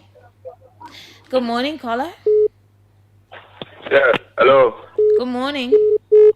Yeah, good morning, Olive. Go ahead, you're live. Good morning to your co-host. Okay. Good morning. My name is Bawando and I call from New Nigerian Sharp to be precise. Okay. So, Olive, it's a good thing to build schools, right? Let me commend the government for taking plans to build 100 schools. But only there are a few things that I take into consideration. Okay, Number go one, ahead. like Yeah. this kind of technique, we have 2 government schools here. We have Oswan and we have Kibakole. But there are a few things that I observe. I observe the issue about the logistics, which means the armchairs and other things. Yeah, I observe that the classes are overcrowded. Yeah. Yes. You have one class, you have about 60 to 70 students in one class. That is environment. That is not the average number for students in one class. So you find that the students will not be focused, and like when you have the average student in class, like probably maybe 30, 40 students or 50 students in one class, but you have about 60, 70 students in one class. That's another thing the government to look at, because you cannot have the class being overcrowded. I think these are things that the government need to look at. But the school is good, but making sure that the school does not lack anything, right? That also be a good thing, which means the issue about the instructors, because if you observe, it's not going to be the schools, but having qualified instructors to teach, that's another thing, Olive. Yeah, sure. That's another thing. It's very important, because you cannot have a classroom where you have those of the teach, only because you feel that like government schools. At times, Olive, we feel that because we have government work in 25 years, so we are very don't care with government work. And that's the thing, because if I'm a teacher, and I go teach, I will send a TA who will, and you'll be teaching with me. So now 1 2 months you'll be teaching. I will not really care, because there will be no system to verify as to whether that teacher that is employed with the government is teaching or not. There's no system in place. So these are things that the government needs to do. The build school that will look at all of that. Take that into consideration, because it's very important for our educational system in Liberia. Sure. Yeah. Okay. Thank you for your points. Okay, let's take something from this Lone Star line. I don't know if our guest is around. 0777 700 995. We have this caller here. Caller, your life. Good morning. Good morning. Yeah, good morning. Okay, let's see. My name is Simon C.J. Chokles. I'm calling from Budget Bureau to be facilitated in Masarara County. Please go ahead. Yes, thank you for the topic on our discussion. It's a reason for which we always let to live in the OKFM, because you people bring the issue on board for discussion. Okay. You know, Liberia is a country that is led, but like our leader had inner motives, that are very bad motives. What do you mean? Thank you. If somebody has an opportunity to sign a document that will bring development to other people, and that person will step on that opportunity, only for his family. Tell me, my sister, since Liberia was founded 1847, up to this time, we are still discussing education in other areas. School, there's no teacher. When teachers, every year, university is graduating BSc holder as educators. So I think government needs to do something tangible. So the same system the people had used to build teacher quarter in the various areas in the hinterland. Let the people do that. People will be waiting to go there. But you can't pay them there 150, 200, then you expect them to go in the Leeward County and start paying rent when the man will develop himself. So I think our government needs to look at some things positively to do by building teacher quarter in various places in the Leeward County. Thank you for the time. Okay. Right, thank you. Thank you so much. Let's take something from here. I think we'll have to take a break and come back. Hello, caller. Yeah, good morning. And good morning to you, Fatu. Okay, let's hear you. Thank you. My name is Hussein. I'm Hussein Kebu. I come from Jacobstown District 2. Okay. Please go ahead. Yeah, thank you. Thank you for such a unique conversation. So let me appreciate the government and our partners. What I want people to understand, this money is not coming from the government of Liberia, right? The government lobbied with partners, and the partners said they would invest in the education sector, which of course they said it would be 100 schools in the different countries. If it was government-owned budget, then all of those recommendations were being taken into consideration. But if the partner comes and says it will be 100 schools, government cannot change that, right? Because the partner have agreed to build those schools in your country. That is how it works. Now, what should we do as a government after the partners have constructed those schools, government should prioritize the budget in a sense by placing money there, that will be able to keep the school going. Because if you say the government should prioritize other things, yes, the budget is large to the extent it would take everything, in totality. There are key priorities areas: the education, the health, and rural infrastructure. So this money is not from the government of Liberia; it's partner to the country.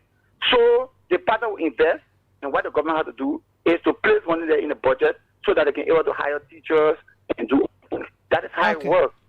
Okay. You understand? Thank you. Thank you. Thank you. You're okay, welcome. let's take this one from this line. Okay. Go ahead. Good morning. Good morning, Olive, and good morning to Fatu. My name is Sensi Kiedi. Go ahead, Sensi. You the morning on my way to the farm.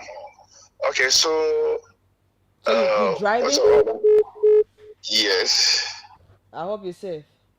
Yes, I'm okay. Yes, so I'm safe. So first of all, let me commend the government for the thought, of having new schools. The first thing here is that having new schools is a very good thing. Mm-hmm. Well, let's take into considerations how many schools are already having, their existence. You want to build 100 new schools, but you already having 100 new schools that is existing. Most of those schools that are already existing still are closed. All right, most of them, most of the facilities are dilapidated. Let's say for example, let's go back in Broadview where I actually come from. There's a high school there they call Annie Banks, and another one that they call Silver Park High School. These are all public high school, and these facilities are dilapidated. They are practically closed. All right. So you want to build a new school, but the facilities that already existing are not functional. So the best thing to do here is, I think, if the government are going to come up with a suggestion and say, we will do 50 new schools, and the additional 50 the other 50 that want to do will use that 50 funding in the sense of to rehabilitate, in the sense to put armchairs, to open existing schools that those that been closed in the rural area. If you just do your survey, if you do a statistic today, and just go across the country and know how many government schools that do close, how many government schools that are out there that they don't have teachers, how many government schools that don't have armchairs. You will just say there's no need for new schools. So I think if the government are going to go ahead with this, they'll say, okay, yes, we want to build 50 schools, but we'll use 50 schools, and we want to build 100 schools, but we'll use 50 school money and to rehabilitate the existing schools. The additional 50 schools, we will build them. I think government or non-government or civil society, everybody will applaud them for that. I think that's the best way to do. Okay. And for me, I'm suggesting to them in the public manner to it's a good thing. Like underline that. It's a good thing to build new infrastructure for the country, especially educational facility. But do it with an agenda. The agenda should not be maybe few people feel that when building the 100 school, they will have some opportunity to put few dollars in that pocket. No. The best thing to do is to do it for the betterment of the country. And the betterment of the country is when you're doing it, that the people that you're doing it for benefit, which happen to be the Liberian people. So we conscientize them to build at least 50 school and use the additional 50 school money to open the existing school the rest of the school that already existing so they can function, put armchairs, pay the teachers well, and so forth. So that's my contribution to the money. I think when they do that, nobody will be castigating them. Everybody will applaud them, and it's a good thing to do. Thank you this morning. Thank you, Sensi. Okay. Thank you so much. Thank you. 0777 700 995 0555 995 995. I think we can so we can just drag the calls a little bit so that our guests will be about 9. Yes, then we can take that. Yeah. That's a very interesting topic. Let's give the time to the people to speak. Good morning. Good morning, Fatu. Good morning, Olive. Yeah, let's hear you. Yeah, Clarence K. Mambo calling from Ghana. Please go ahead. You know, I listen to you people well, and some of the color. But the first I appreciate the government, building new school, renovating old school. The best thing for me I'm looking at, as even when you're building new school, how to equip it. And let me tell you what it does when it comes to well-equipped government school, even around on here. The British people, Sierra Leone, and the French people, Guinea, where I saw there, it controls so many things. Government schools are so equipped and well-built, it helps to control the world private school. You see, in Morovia here, or even in Liberia, people, private school are charging and all kind of funny programs because there is no standard government school. If standard government school are there, and all this way have high school, and government really equip these schools, private school will be forced to be controlled, and government will have experts to control them. Okay? And again, it will help the parents. They will not be spending so much money for their children to be educated. And now, because government don't have enough equipped school and enough government school to be equipped, they get access to private school to do anything they want to do. And it also embarrasses the government to control them. Thank you so much. Thank you so much. Let's take this caller here. Good morning. Good morning. Good morning. Okay, we lost it. 0777-700-995, 0555-995-995. The numbers to call and be a part. Let's take this caller. Good morning. Yeah, good morning, Oliver. Good morning to Fatu. All right, let's hear you. Yeah, there's a brother, Samu Rasta. I'm phoning in from Point 4 to be exact this morning in Zimbabwe. Okay. You know, Olive and Fatu, you know, that's why I'm not in support of this government. But anything pertaining education, I will welcome it. It is welcoming. But while it is true that government want to build 100 schools, but there are existing schools, as the previous caller just said, there are existing schools that government needs to equip. If the government can, at least, for example, the way the government want to build 100 schools, a partner want to build 100 schools, I believe that the government and the partners, they are in collaboration. I believe the government is supposed to have subjected to the partner that since you guys want to build 100 schools, but there are existing schools, so let us build 50 and we use 50 to renovate the other schools. You see, it is welcoming for I'm not in support of this government, but anything pertaining education, I will welcome it. I will welcome it.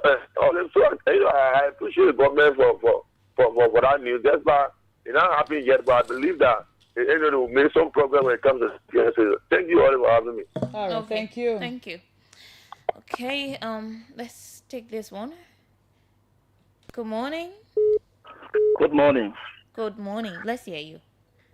Well, my name is Spring Family, and I'm phoning from Kingsway, Joba this morning. Okay.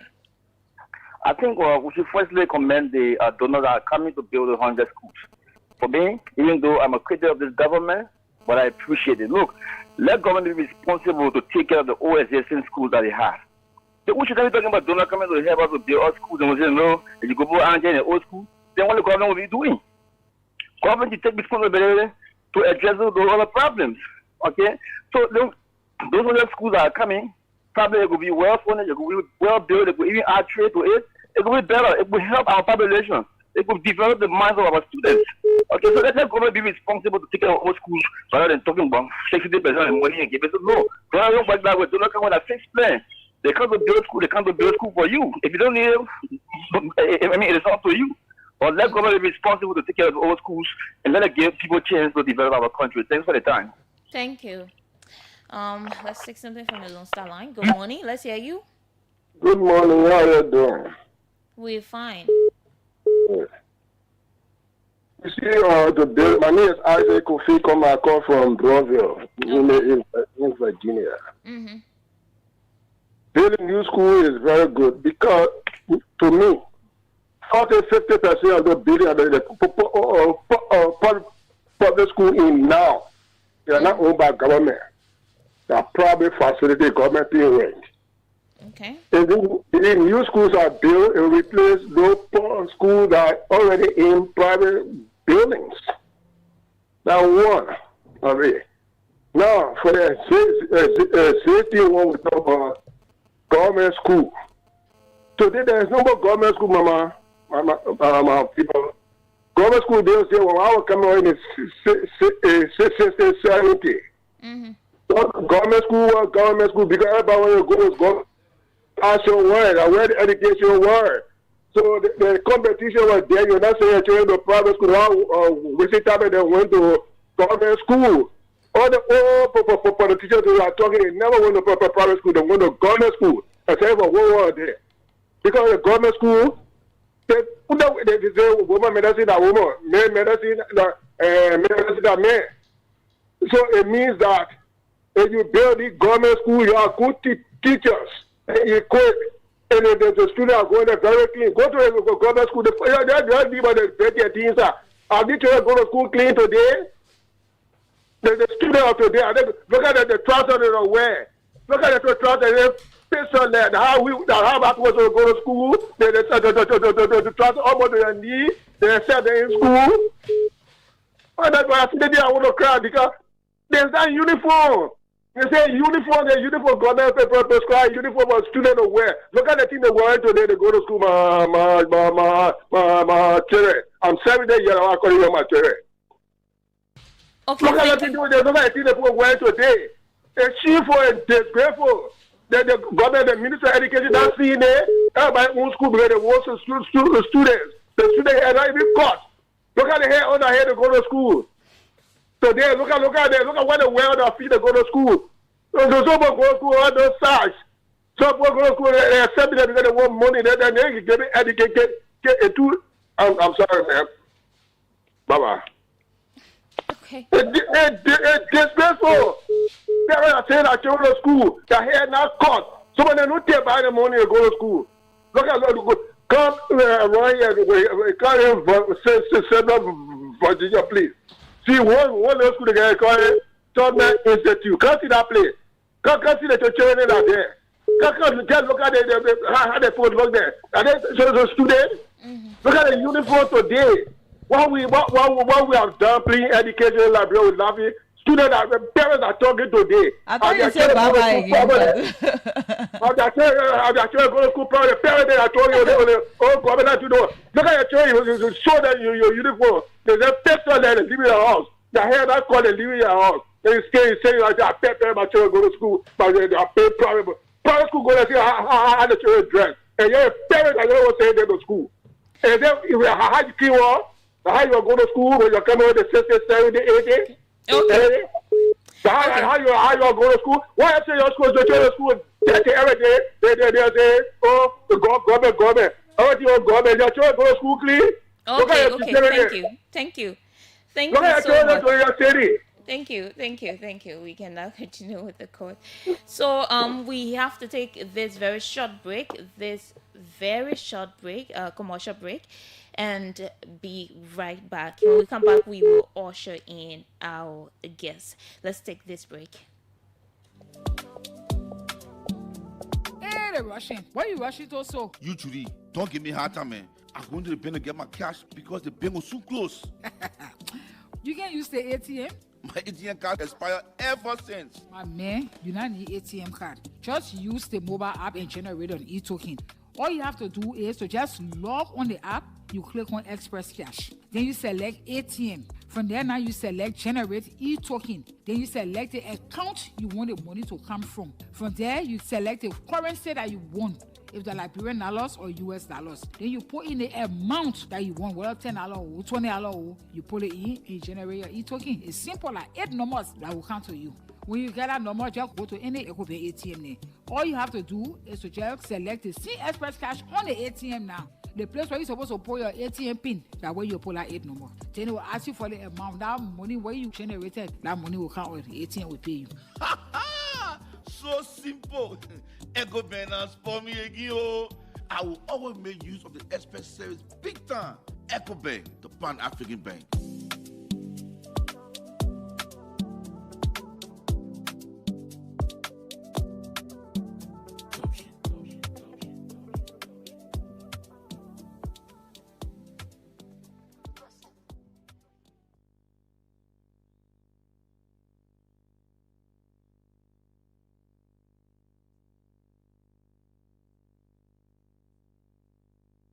all of us that can use the road. If you're driving or using motorbike or even keke, if you're in a city or even on a highway, it's very important to know the rules of driving, the simple rules that can keep all of us safe. You must always wear your seatbelt. By rather, you and the person behind you must always wear your helmet. And rather, don't forget your reflective jacket. Speeding is not good because your life and that of the loved one may be inside too. Don't speed even if you're in a city or on a highway. Don't drink or take in any substance before driving. So if you drink alcohol, don't drive. Or if that you driving, don't drink. Don't overload the car. It can lead to serious accident. Look for the red light and stop sign. Don't be close behind the other car on the road. Always stay far behind the car in front of you. It will give you more time to know what thing to do. If the car in front of you just stop jelly down, always show the signal sign so the other driver then can know what thing you want to do. No texting, no calling, no setting the radio while driving. Keep your eyes on the road and your hands on the wheel. All the thing here will look simple, but it can change in no time when you're not paying attention. Drive safe, be focused, and respect the rules of the road. This message is brought to you by the Ministry of Transport with funding from the National Road Fund of Liberia. Thanks for watching. Melonia, I can be Melonia. Melonia, I can be Melonia, I can be. When 1 year, you get photo, you then you say you want to be millionaire. I pick you. Oh, you know, yeah. Losa sell recharge and Bombay is back again. This time by la money season. Losa sell say they make it 10 new millionaire and are forced to be one. 10 millionaire? Can't expect it to me, cuckoo, man. With Lone Star Recharge and Bombay, you can win 1,000, 10,000, 100,000, and for the grand prize, 10 people win $1 million Liberian each. All you need to do is to recharge whether you scratch cow or Momo and stand a chance to be one of the 10 millionaires. What? You say I'm a recharge so I can be millionaire too? Mama, you know I like playing for some money. What do you mean? We're going to start singing. With the Recharge and Bombay campaign, everybody can win. Simply recharge with scratch card or just dial *156*2# with Momo and get points to help you win. Remember, the more you recharge, the better your chances to win. *156*2#. MTN. All right, so before we take in our guest and run into our musical break, we had a discussion and we need to get clarity from the angle of the government. And so we have Daniel Nakona on the line to give us that clarity. So good morning, welcome, Daniel. Good morning, Olive. It's good to hear from you. Specifically, you guys are talking about education and the more than 100 school project with the World Bank, and that the public is being critical of building more schools. And the criticism is that you have not improved the current ones before jumping to building new ones. Hey, yes. That is not altogether following your government. Okay. If you're following the government, you will know that the government assesses the current portfolio of the national school system.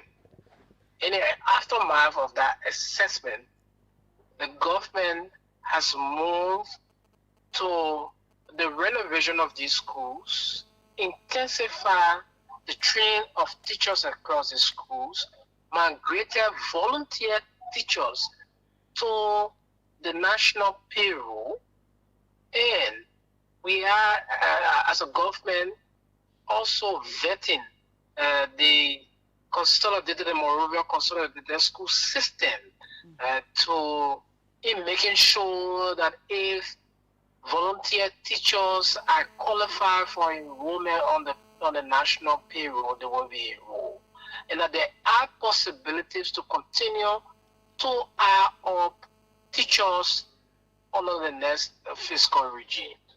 So on lot more, even technologies are poised to be added to these schools.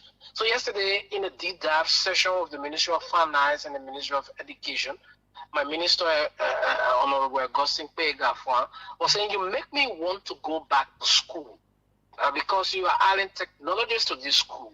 when we went to this school, there were not computer labs. There were not internet-based libraries. But you are bringing these things. So 100 of these schools, mind you, let's take all of you, you live in the Partnersville area. Let's take Gurish, for instance. Gurish is a big high school for the Partnersville area. So that school is now overcrowded. Do we need another high school in the area? The answer is yes, because the distant high school from that place is ETMR, located way in Kawe. Do we need another high school? The answer is automatically yes. Do we have another junior high school somewhere there called Manon Town? So, do we need another high school? We need another high school there that will be able to complement the influence of students to Gurich. So if you go there to so Daniel, you talk about the schools will be first to have technologies and all of these things, laboratory and stuff like that. Is this something that is in the short term, something that we hope to see, in a very short period of time, or is it already there?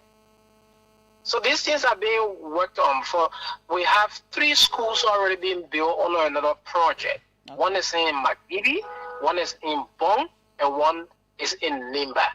These schools will come online in 2025. 2025, 2026 will be its first academic period. Okay. So these are schools that will be piloted going forward with all of the new technologies. And the Liberia Telecommunications is also piloting another project that will bring around the existing gap, to fill the existing gaps in terms of technology, what technology can be employed in schools. So different innovative ideas are being employed by the experts in education, in aligning with the experts in financial management to make sure that quality is brought back to the classroom. It's not just about knowing.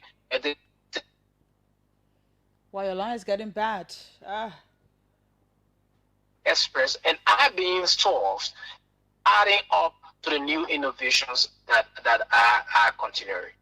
Okay. Is there anything you want to say shortly before we leave you? No, the line is getting terrible. Nothing else is just to clarify this educational issue. Okay. So everything is in place. Everything is in place. Even though the buildings and everything else that comes with getting quality education is in place. Is that the clarity? The clarity here is that the line is really getting terrible. I don't know. Yeah, the line is so bad. There are current renovation buildings of this. Current renovation, yes, okay. Renovations going of this. Dana, you will have to maybe stop somewhere. I know maybe you're driving or so, because unfortunately I'm not driving. I'm the guy posted around Broad Street. Okay, yeah, I think you're okay to where you are. So you said there are current renovation ongoing at which schools? Can you point out one or two? Maybe we can. There are schools that are being renovated across the country. So, for instance, we talk about in Magidi, there are schools being built from scratch. There are schools being built from scratch in Bong County. Okay. So these things are effective in few. Where are some of the schools you've been renovating already? In Kakata, for example, there are schools being built, there are schools being renovated. There are schools being built and renovated in my own Nimba County, a vast county the size of France. So I wouldn't pinpoint where they are being renovated.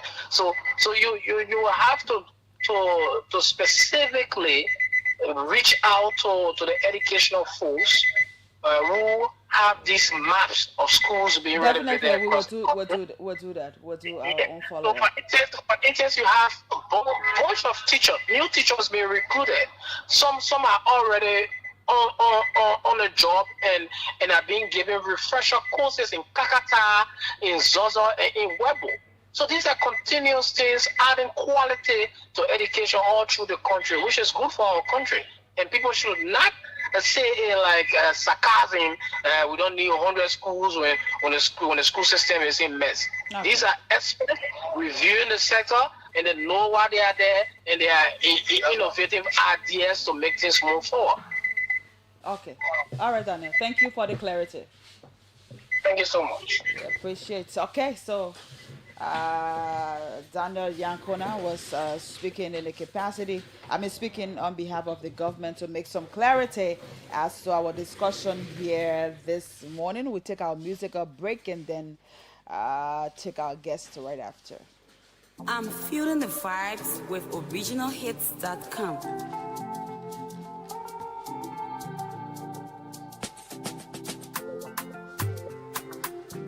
Download your favorite song at originalhits.com.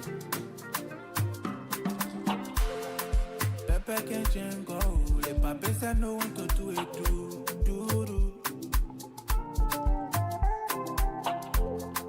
Clip can rock you, lepe when you coming true. You can see.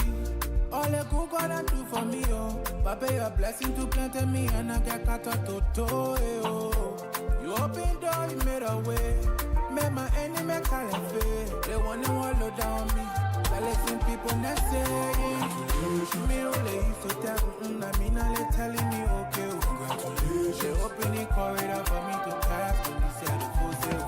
Congratulations. See how you turn it around for good from the way to farewell. Congratulations. The grace I carried and on your mate, the chiche and do well. Congratulations.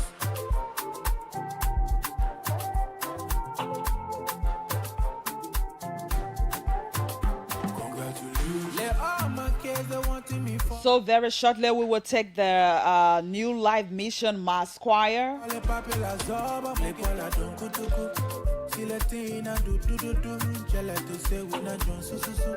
I go pepe, you turn it around for me. When all of them were looking down on me, Clipper, you still a show. Your own part, you slow but sure. Let me at your day, tell me yes, sir. Used to put your left more, tell me what's that. Lick better than plan on your dream. Papa, I do as you say. Hey, you can see. All the good God do for me, oh. Papa, a blessing to plant me and I get cut out to oh. You open door, you made a way. So let me say a happy birthday to you, an astute follower of OKFM and the first coach of the fan club. And that's you, Aliyu Tiki Taka Sise. You celebrate your birthday on today. Happy birthday to you. We here at OKFM are wishing you well on your personal holiday. Congratulations. And I hope as the party going on, you'll not forget about us. I'm feeling the vibes with original hits. Don't go to Konotin. So that's you, Aliyu Tiki Taka Sise. Happy birthday to you. Originalhits.com. First coach of the fan club.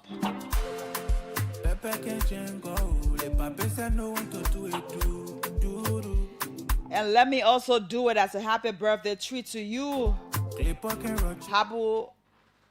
Habaku Watara Sakor. Habaku Watara Sakor. Happy birthday to you. And this one is coming from your love,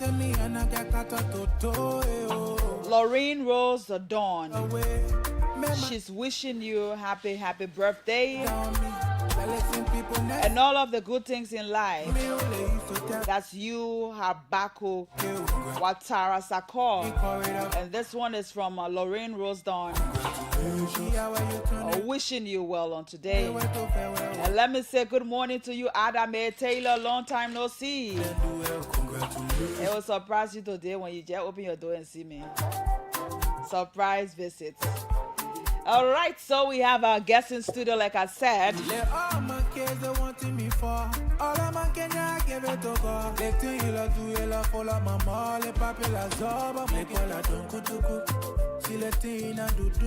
Like I said, we have in studio the New Life Mission Mass Choir. They are already seated Let me move across the table so we can speak to them. They will say the name so that we can match the face to that. Good morning. Welcome to the OK Morning Watch. We start up here and go around. Good morning, Olive. It's a pleasure once more being at OKFM, and I feel elated about being here. Thank you for the space. I'm just feeling so relaxed, enjoying it. So this is home, yes. Thank you. I feel like. Good morning. So just say your name. Chaswell H. Johnson. Come again? I'm Chaswell H. Johnson. Okay. Anniversary chairperson. Okay.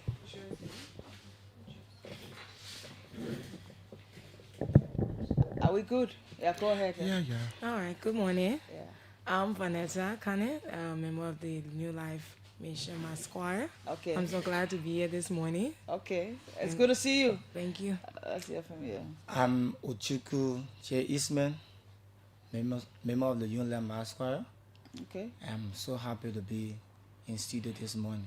So all of you sing? Sure. I can see the thing on your face and I know that. Yes. So when you see somebody who can sing, you know that. Somebody say your voice tells that you can sing, but some of our guys we sound good on the radio, but I don't think we can sing. Fatu, you can sing? I think you just need to try. Okay, so the New Life Mass Choir. I know the New Life is a church. But is it a group? But you have to explain that because I know New Life is a church, but I don't know. So you will have to explain that. Yeah, so I know where you come from. The New Life Church is Partnersville, but unfortunately, it's not. We are an interdenominational mass choir, Liberia's first interdenominational mass choir. And our history traces far back at the 1985. Wow. Yeah. So we've been around for like 40 years 40 now. years. So it's actually our 40th anniversary Wow. celebration.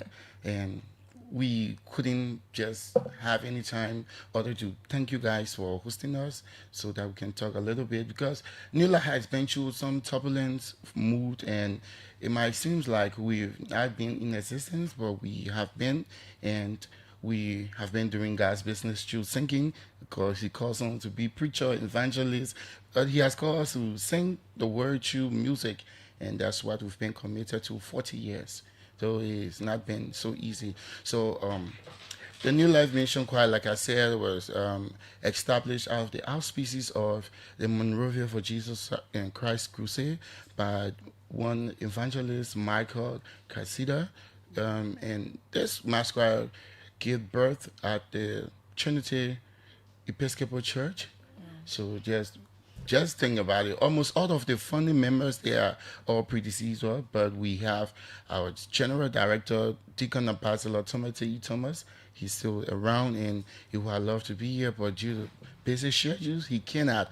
And this year happens to be a milestone, and we've had a couple of activities. And one way we could get back to our fan base, because let's be real here, we've lost that kind of relevance over the years, because we've not really been into the public space for X number of years. So we try to re-strategize and come back, and we are back, and we are back for good. So now that you're on your 40th anniversary, how many members are you working with right now? Approximately, we have like 75 active members. Active members? Yes, okay. active. That includes the musicians and The band, the directors. Oh, there's a band. Yeah. Oh, yes. I would really like to hear the band. But do you have any mass choir concerts currently scheduled in your upcoming events of calendar? Yes. What Sure. do you have? Okay. I'll let women participation too. Let me Give it up. Okay, so our concert will be on Sunday, which is the 18th of this month. Okay. It will be held at the Harvest Intercontinental Cathedral, and it will be by 3 p.m. So it's free. You can come after your worship service. Yeah, you come in to support us now, so you should come with small thing help us. So when you are moved by the music, because we'll be worshiping and we'll be praising and we'll be dancing. So you have to come with something. Okay. Yeah. To support. To support us. Okay, so Could you provide probably a detail about the upcoming mass choir stuff, the date, the time?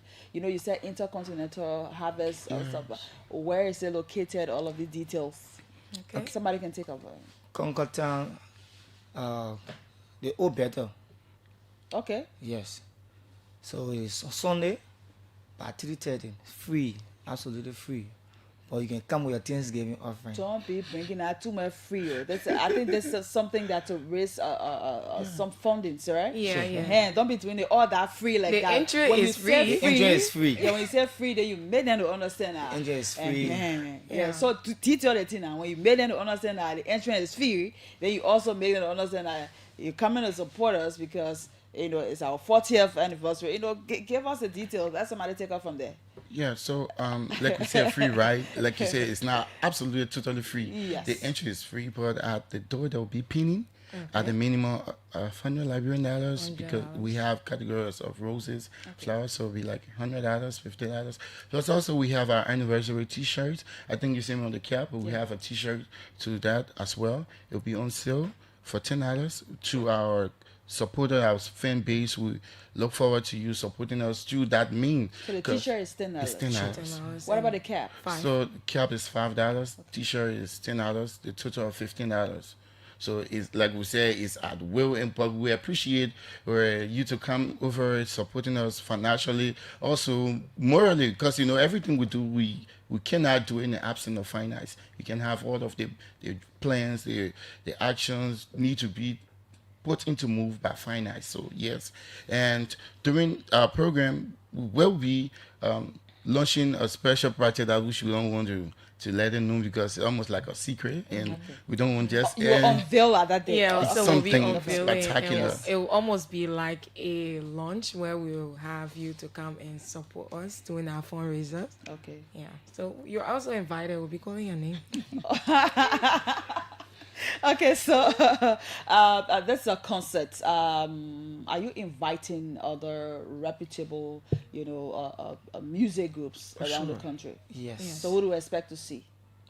Okay, so basically we are dealing with choral group and a standing choir. So guest artists, no, but like a choral group, the Harmonic Progressive Chorus, one of Liberia's finest. The Harvest Intercontinental Church Choir, the Better Living HDA Choir, and the Extra Nangwe United Methodist Church Choir, as well as the Catholic Archdiocese Mass Choir. Remember, we want to keep our vision, stay to it, because we are interdenominational, so we cut across religious barriers and boundaries. So we went out there with the mindset, okay, we'll take the Catholic, we'll take the SDA, we'll take our brothers and sisters from the Pentecostal faith, and also to remain true to our vision, core value, mission statement. Yes. So there you have it, Olive. Okay, so all of you are sing. Sure. Is there another member? Sure. Our director. Director? Yeah. Okay. Blessing, you can please usher the director in. So yes, so because we need to they're choir are encouraging us to want to go to the program on the 18th at the church to go and support them. We have to hear something from them. Everybody said they can sing, so me I just want I don't make me fall in spirit if I forget what they microphone. Yes, really. So let's welcome. Is this the director? Yes. Yeah. Okay, so good morning, director. Good morning. Just say your name so the people can know who you are. Good morning. Good morning, and it is a pleasure. My name is Dash S. Bashu, and I am the director of music now for the New Life Mission Choir, and I'm privileged, honestly. Okay, how long you've been around the musical space? Oh, a little almost 30 years now. Wow. Yeah, I started when I was a kid, a little boy, and gave God the praise to the ambassador Timothy Thomas and Abigail and some veteran who helped me and nurtured me through the process. And today, I'm the one now, nurturing the choir and then taking up the mantle and I'm so grateful. And Taking up the mantle of a choir over more than 75 persons, how do you feel about it? How do you coexist with all of the members in the choir? well, the first thing is just the grace, honestly, and the passion that we have for the work that we do. And honestly, it hasn't been easier, honestly, to manage people from different backgrounds, different attributes, and you have to bring all of them together so that we can be able to bring everybody into one space, so that we can be able to do that which God has called us to do. And it hasn't been easy, but by the grace of God, at least, and we are getting there. And I'm so grateful to New Life, because they gave me the space. They provided the environment for me. Today, I am the director of music, not by myself. They nurture me through the process, and I'm grateful, honestly. All right, so before we go further, this is the New Life musical group. They are here celebrating their 40th anniversary, and they have come to you so that you can know who they are. So since we have the director of music here and we have a few members, maybe we can just hear something small so we can know what New Life can do. Yes.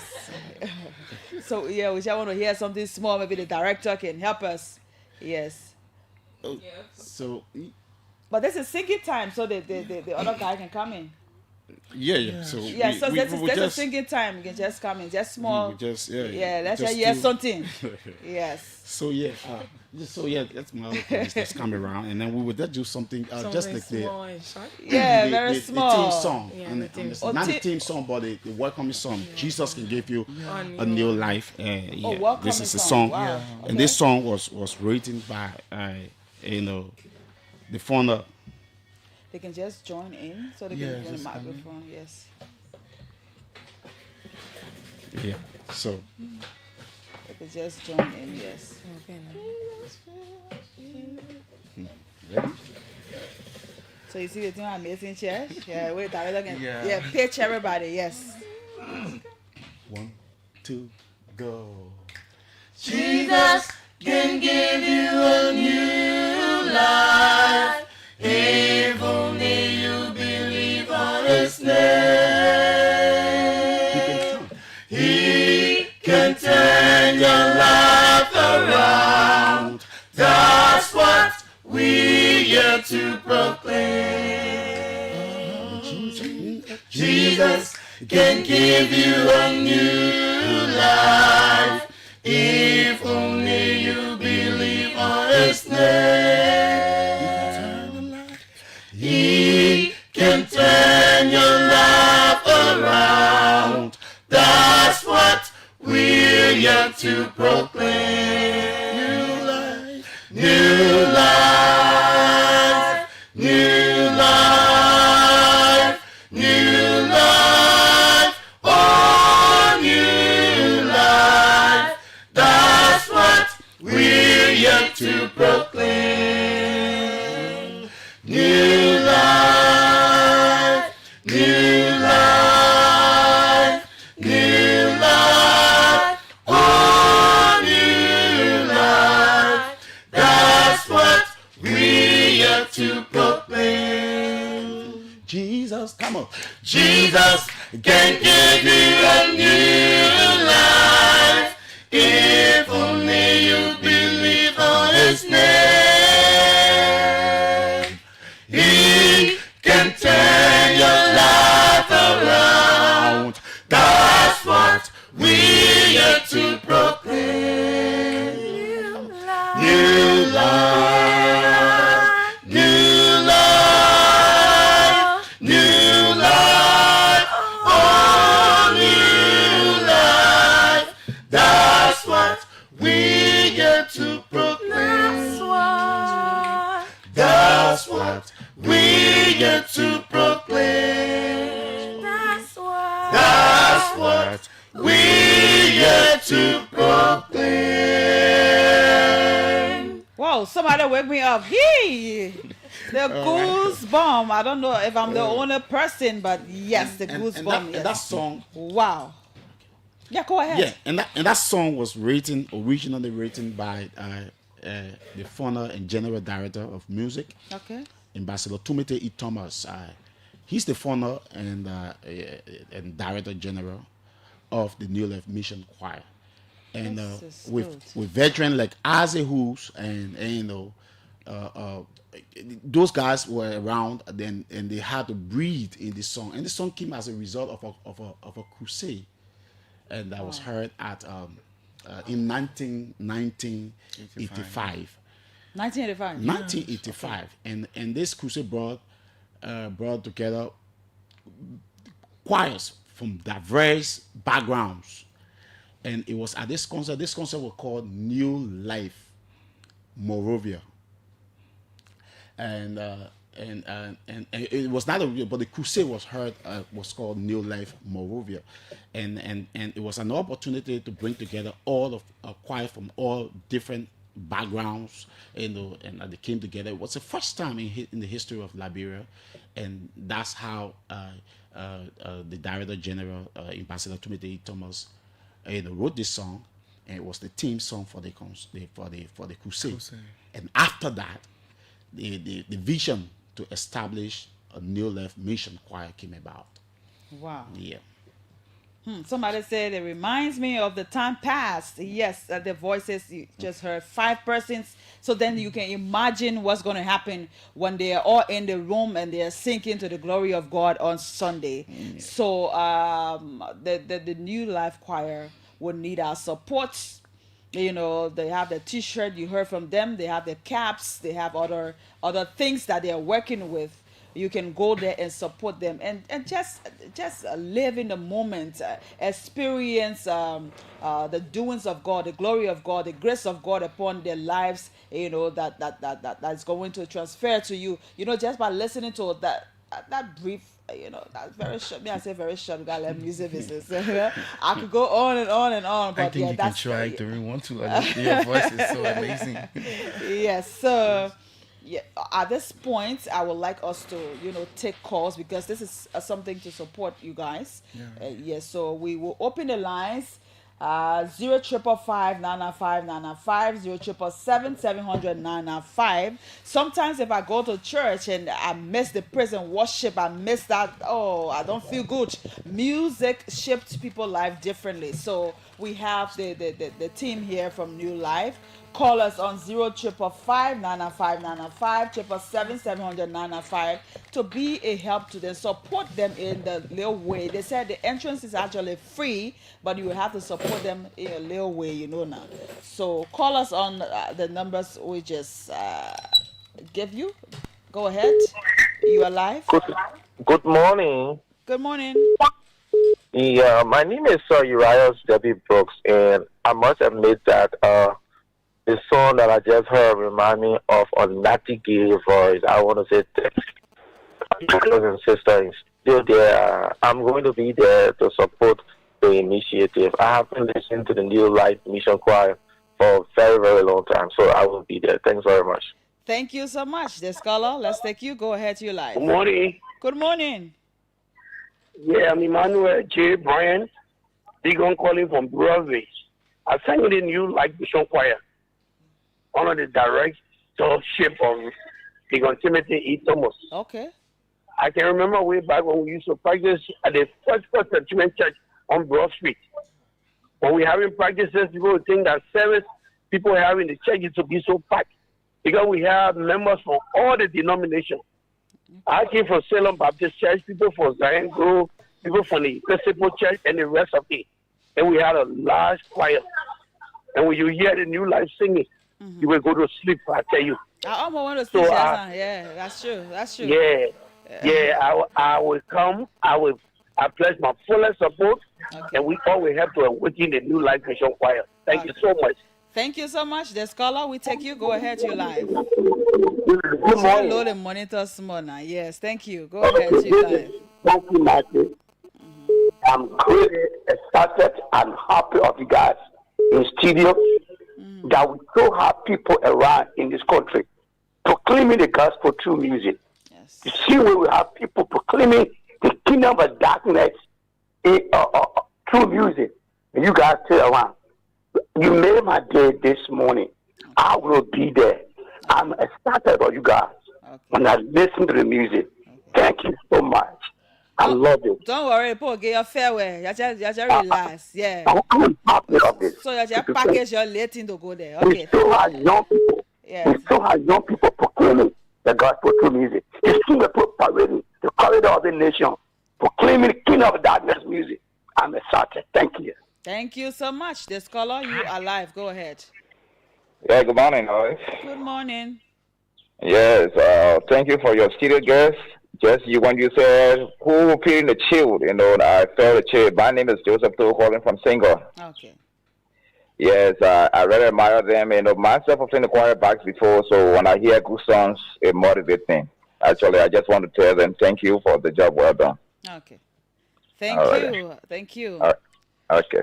Let's support our brothers and sisters, so keep the calls coming into 0555 995 995 0777 700 995. Support them in any way that you can. If you're a lover of music, you just heard music, man. I said they will get to you later. They will get you farewell. You will know what they're made of. Go ahead. Good morning. You are live. I'm Jonathan S. Manjo, a member of the New Life Mass Choir. Okay. Yeah. Go ahead. And I'm so excited to be part of this group. And let me extend my thanks and appreciation to my director and my brother and sister that have given us. So I want to encourage all of us to please come at the Harvest Intercontinental Church. We'll be there on Sunday to sing to the praise of God. Amen. Thank you, and welcome to everybody. Thank you so much. Okay, let's take it from this line. Go ahead to your live. Yeah, good morning. Good morning. Yeah, I'm calling from Brownsville. Shall lower your monitor. We'll still hear you. Thank you. Yeah, you get me? Yes, please go ahead. Yeah, I want to tell the choir thank you for that next song I sang this morning. Hello? Yeah, go ahead. You're live. Yeah, I really want to appreciate them for that next song that I sing, man. Yeah, it really wake up my spirit. Okay. Yeah. We're promoting them. Sunday, that's Sunday. A Sunday, they come Sunday. That's Sunday. Okay, They will give you the detail, yeah? Okay, So just be following. Okay. All right, thank you. Okay, so we're still taking calls. We're still taking calls to support the New Life ministry. The 40th anniversary is just 2 days to go, and we will be supporting them. Let's go there, get that t-shirt, get anything you can get just to support them. This caller, go ahead to your live. Good morning. Good morning.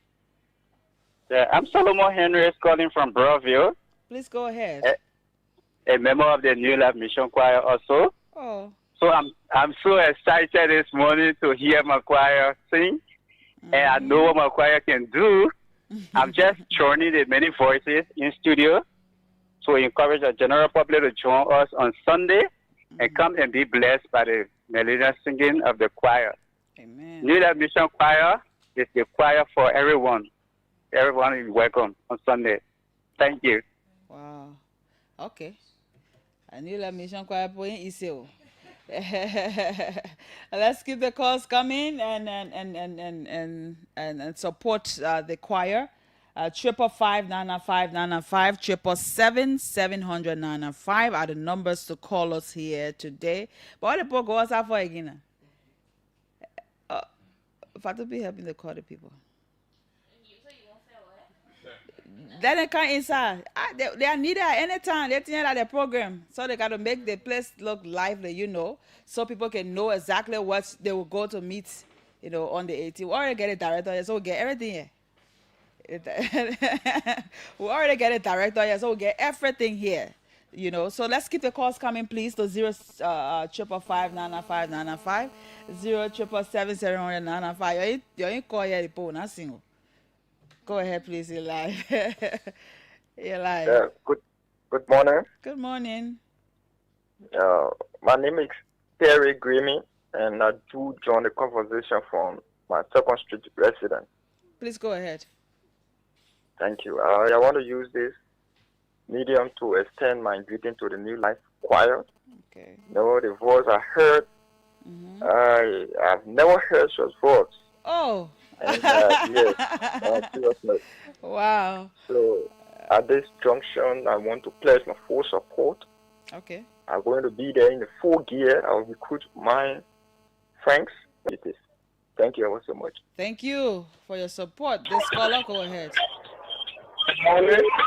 Please go ahead. Good morning. Good morning. You are live, but you have to lower your monitor. Getting me? You will have to lower your monitor so that you don't. Oh my God! We'll have to take this call and leave you. Good morning. Please, you're live. Yeah, I'm managing away. A member of the New Life Choir from day one. Okay, from day one. Okay. Yeah. Well, keep our director to me the time. All member of the choir. So, we here to proclaim going that we promise to support them. I also want to bring the choir back. Okay. Get on board or come back to life, continue singing the gospel. Thank you. Thank you so much.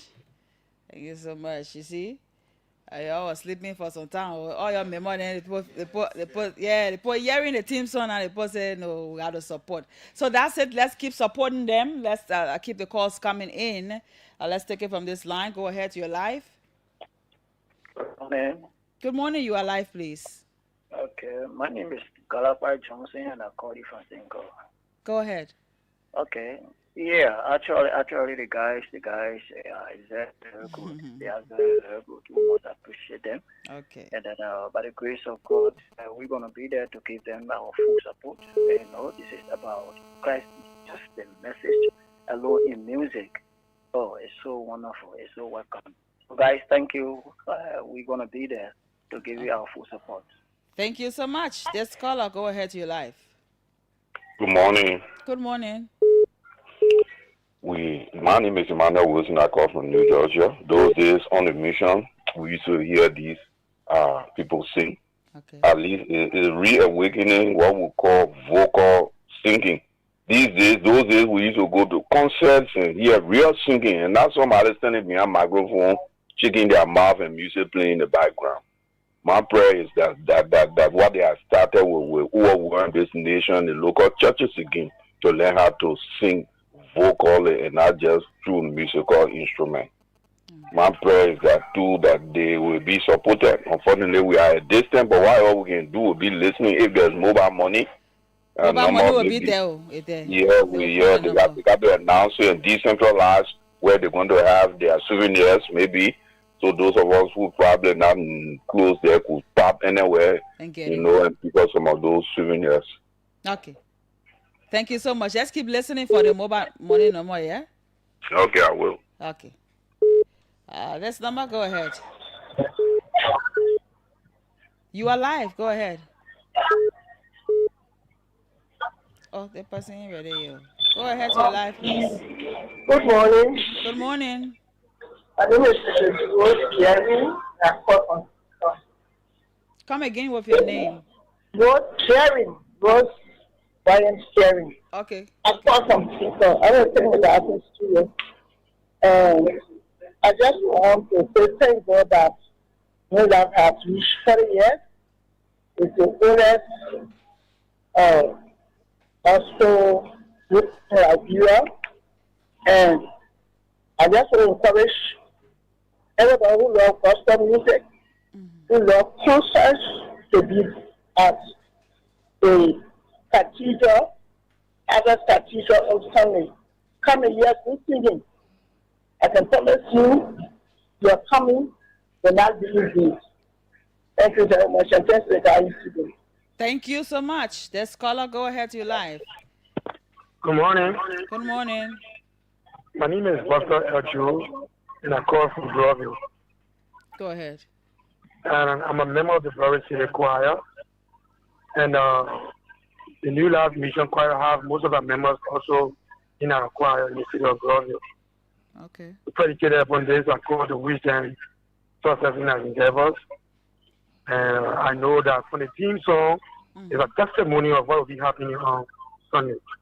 Okay. So, I want to say congratulations, and we'll get them full support. Thank you so much for that. Let's keep supporting them. Let's keep our calls coming in at exactly 10 minutes to 10 o'clock. We will call them back to give our farewell. Then they can give out the closing comments. So let's keep the calls rolling in for a few minutes, and then we can call them back here. 555-995-995. 0777-700-995 are the numbers to call. You can call in and then support them. So before we go, you can just call the mobile money stuff. Okay, wait, let me just put you on. Go ahead. Okay, so the mobile money number is 0-888-599-887. That money being a call slow. 0-888-599-887. One more time, please. 0-888-599-887. We appreciate that. So what's the name on the mobile money? Chasfeld Johnson. Chasfeld Johnson. Yeah. Okay, so you can send those of you maybe out of the country following us. Maybe you're far off. You're not in Montserrat County. You want to send your small thing. Little is much. Yeah. When God is in it, so you have your widow's mite. That's how they call it. Sure. Yes, you can send it to that number if you distance. If you can go there in person, they will also appreciate the fact that you have gone there in person to support them. All of these things are very, very necessary. So we can call our people in. Now and let director give us something. Yes, something. Yes, just join in, please. Just join in. Let director pitch something for us so that people can know what we are made of. We are all new life. I've integrated myself. We are all new life. Sure. So that people can listen to us and know what we're made of, all right? So. And yes. I think there's no secret. We're not going to keep it any longer again. I think we want to extend membership by extension to you and that of Fatu Kamara. Excuse me, say your name. Blessing. You're so fabulous with the work you're doing, and we appreciate that. And at our concert, Madam Fatu Kamara is going to be the master of ceremony. The MC for that. Yes, the MC. So we look in years to come, partnering with OKFM. Okay, yes. Thank you. Yes, as our partner in Media in Progress. We already a partner. Thank you. Our choir is about to give you something, so just listen and support. The reason why we are allowing them to sing to you is so that you can know what you expect to see. And, on the 18th, on Sunday, go there and support them. Okay.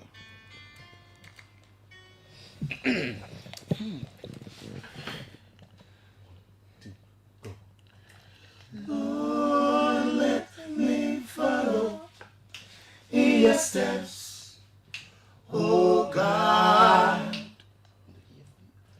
I want to hear from you. All of my steps, Lord, let me follow in your steps, oh God.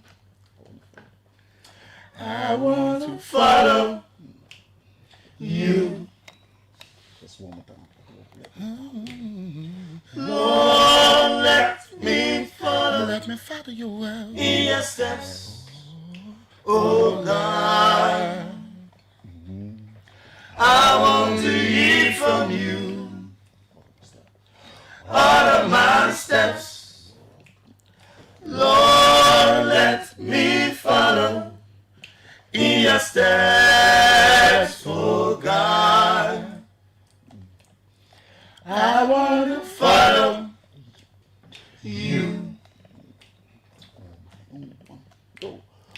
On my own, I cannot do it. What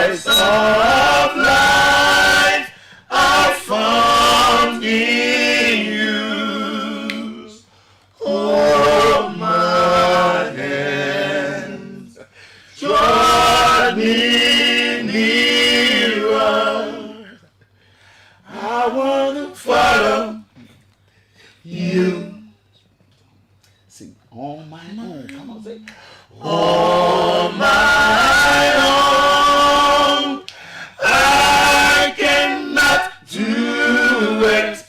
Words of life I found in you. Hold my hands, draw me nearer. I want to follow you. So just to close up, I can check all the people requesting for the team song. I read anthem, the team song, please. Yes.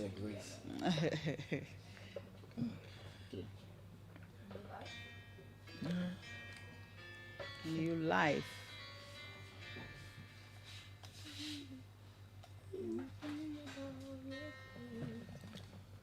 I think Jesus gave you new life.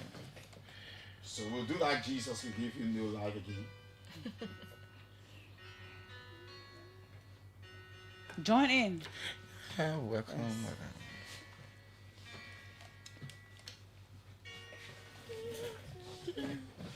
One, two, go. Jesus can give you a new life if only you believe on His name. He can turn your life around. That's what we are to proclaim. Jesus can give you a new life if only you believe on His name.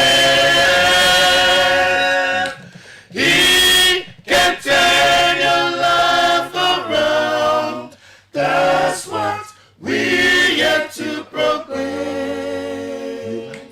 New life, new life, new life, oh, new life. That's what we are to proclaim.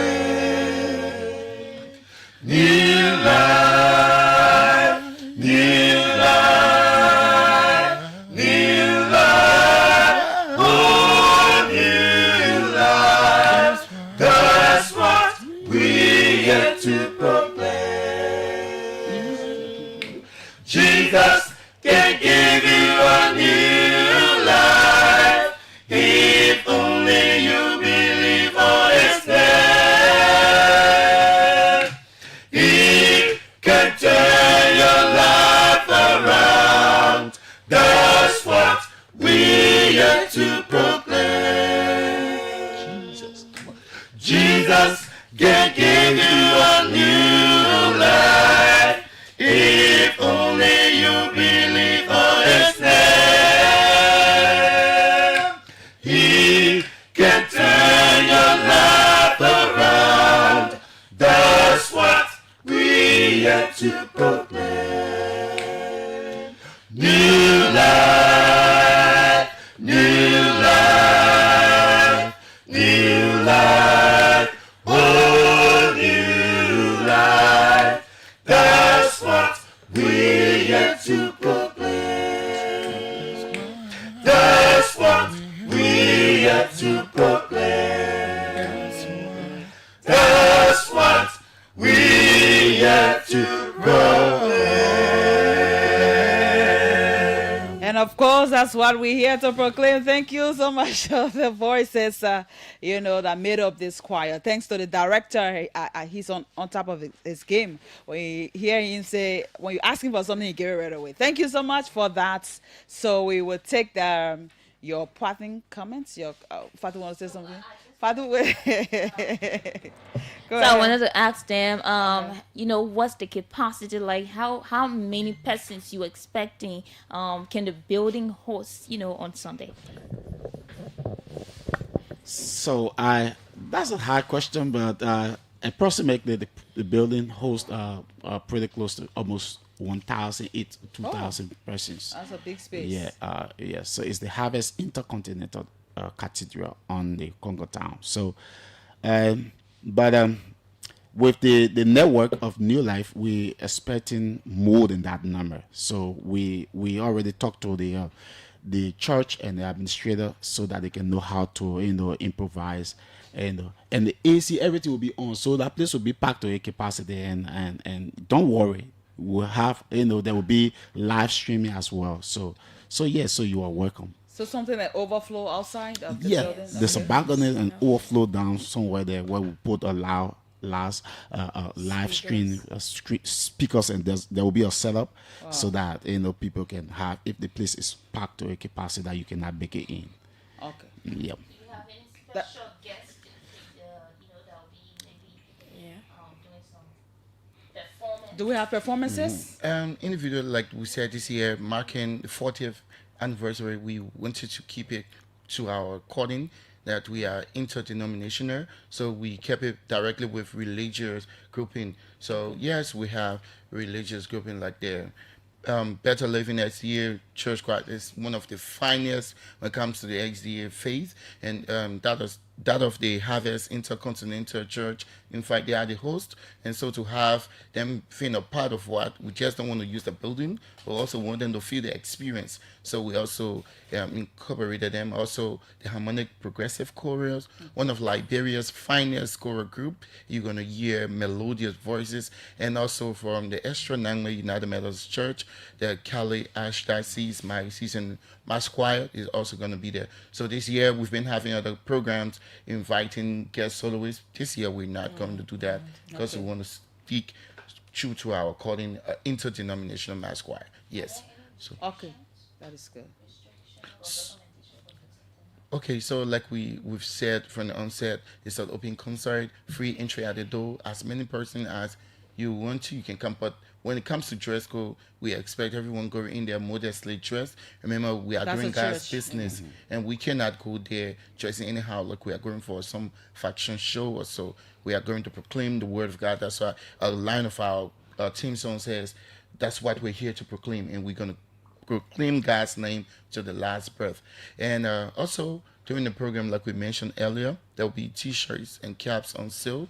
Those are means of which we are looking for, soliciting funds for our choir. And this year, So the t-shirts and the caps will be at the door. What? Yes, it's going to be at the door. Both t-shirts and caps is $15. If you want just a t-shirt, $10. A cap, $5. So yes, we're going to have that.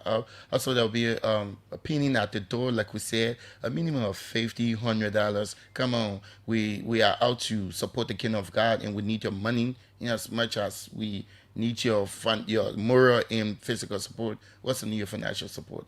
And that's it. This year we are working on a legacy recording album.